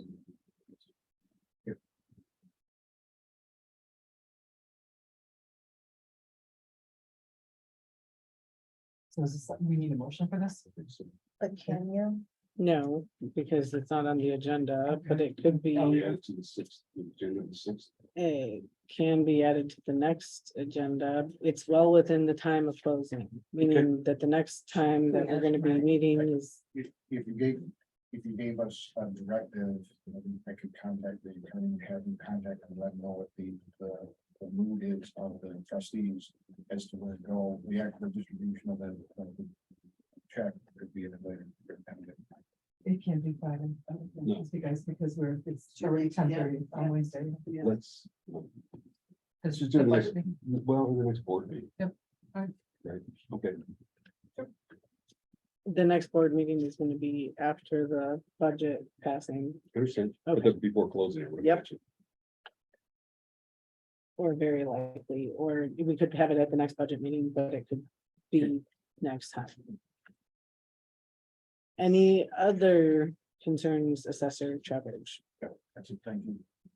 and Trustee Geist? I mean, my report is the resolution, it's a bipartisan resolution by the entire board, so. That's the only report I have. Thank you, Trustee Geist. Trustee McGovern, Nothing to report at this time. Trustee Page, Just that the garden is producing produce amazingly, that we reached almost 500 pounds. I was there this morning harvesting with my harvest partner, and we harvested 53.5 pounds just today. So, and Friday's harvest is gonna be just as big. It's amazing. So garden is doing just fantastic. thank you, Trustee Page. Trustee Robinson, I'll just mention that the board, meeting rules were updated, as per guidance in the last board meeting.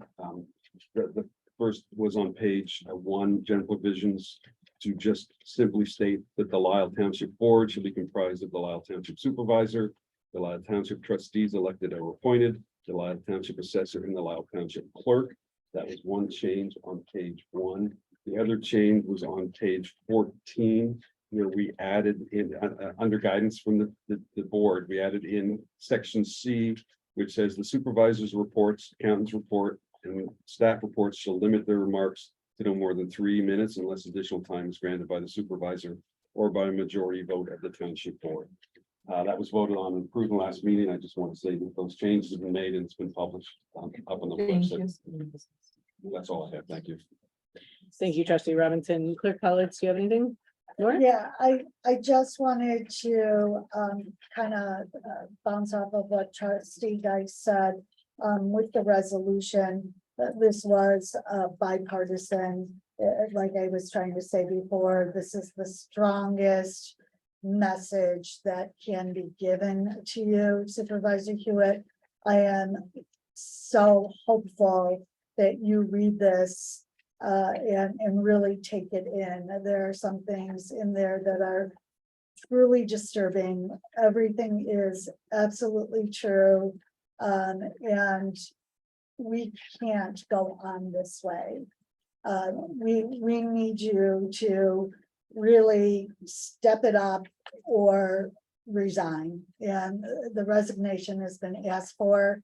And I hope you take that really seriously, that the board that you're working with has given you a vote of no confidence, that they are not trusting what you're doing for the taxpayers.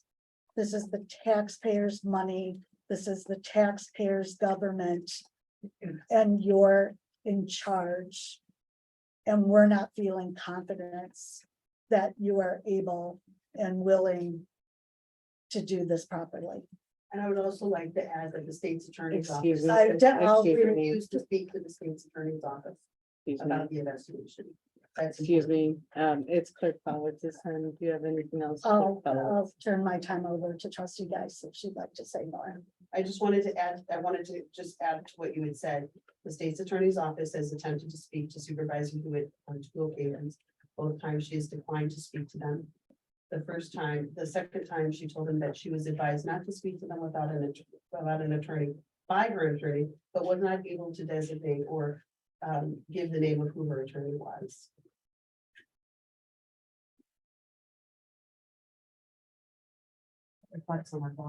Any other reports from elected officials? Okay, then, moving on to review of and approval of minutes, July 12th. We had some changes. We can't approve them exactly. Like, did anybody happen to write down what the? Seriously, Yeah, No, there was some grammatical. yeah. and I then- don't and know how you few of would like them. to handle that, but I can pull it off of the tape. Or we could just leave Should we that table this? We go. could approve them on Friday? Okay, or the On next the agenda. meeting? Okay, well, The next meeting. we're not a voting. should- will be Sorry. fine. Yeah, yeah. Was she only speaking to the 2 A and B? What about the personnel committee? I did not catch where. If there was anything with the personnel committee. So the first one was July 12th. Just to be super clear, is that what we're talking about, July We 12th, don't know 2023? exactly. I couldn't really write what she was saying down. So my only question is, was it only with the township special and regular meeting? Oh, Or okay. was it, So actually, we're on July 12th. Is there a motion from a trustee? Because we need to make sure that we're doing this properly. Is there a motion from a trustee for July 12th to either approve or accept or to table? Well, we can't approve because it was pointed out that there are errors in the minutes, and so we can't approve something that has errors in it that we're not aware of what the errors are, so We're gonna table it, is what you're saying, I trustee? guess I will make a motion to. I'll make a motion to table the July 12th, 2023. Lisle Township meeting minutes, that's July 18th, NIU governmental study, long-term and short-term planning meeting minutes. The June 9th, 2023 personnel committee meeting minutes, and July 6th personnel committee meeting minutes. Okay, that was a second from trustee McGovern. And so like, Oh, trustee Geis. I don't have the July 6th. I have June 9th, July 18th, and July 12th. I do not have minutes here for July 6th. Oh, thank you. So, Okay, but the motion is to table all the minutes. Yep, table, we don't have July. Yep. And it was seconded by trustee Geis. Any other discussion? You want to amend your motion to include July 6th? I think you did. Or did you? I did. I just said that I didn't have it in front of me and now I do. All the minutes are being tabled. Currently, July 12th, July 18th, June 9th, July 6th. And a second by trustee Geis. Any other discussion? And a roll call vote, please. Trustee Page, Yes. trustee Dice, trustee McGovern, Yes. trustee Robinson. Yes. Supervisor Hewitt. Yes. Okay, then next is executive session, if there is one. Please don't, we do not leave this room until we sign. Correct. Right? Don't even adjourn until we sign. I would make it do. We did. And then did we ever approve the audit of expenditures? No. Yes, We did. Yeah. Oh, we haven't signed it. Okay, it's right but here. are we? No, we sign it when we approve it, right? Okay. just checking. But we have to sign up before we adjourn, Just correct? No, Oh, that doesn't Just matter? no, Okay. don't leave them. And do we- Yeah, sign it today. wait, And the German does Sure. not need a time. we did agree to the, Only the adjournment from closed session. Yeah. Okay. Sorry, So- no executive session, right? I think she's still thinking. Okay, so no executive session? Is there- I don't see any. We don't see a reason to go into executive session to try to do it, but if you would like to go into executive session, just to discuss with us the resolution, we would be happy to do that to accommodate. It's up to you. there's Under what? nothing that would be possibly potential for such a thing. Okay. perfect. Is there a motion to adjourn? I'll make a motion to adjourn. And is there a second? McGovern, Thank you, trustee McGovern and trustee Page. Any other discussion? Don't leave. I'm not leaving. And then all in favor of adjourning? Aye. Great, thank you. I have, but, okay.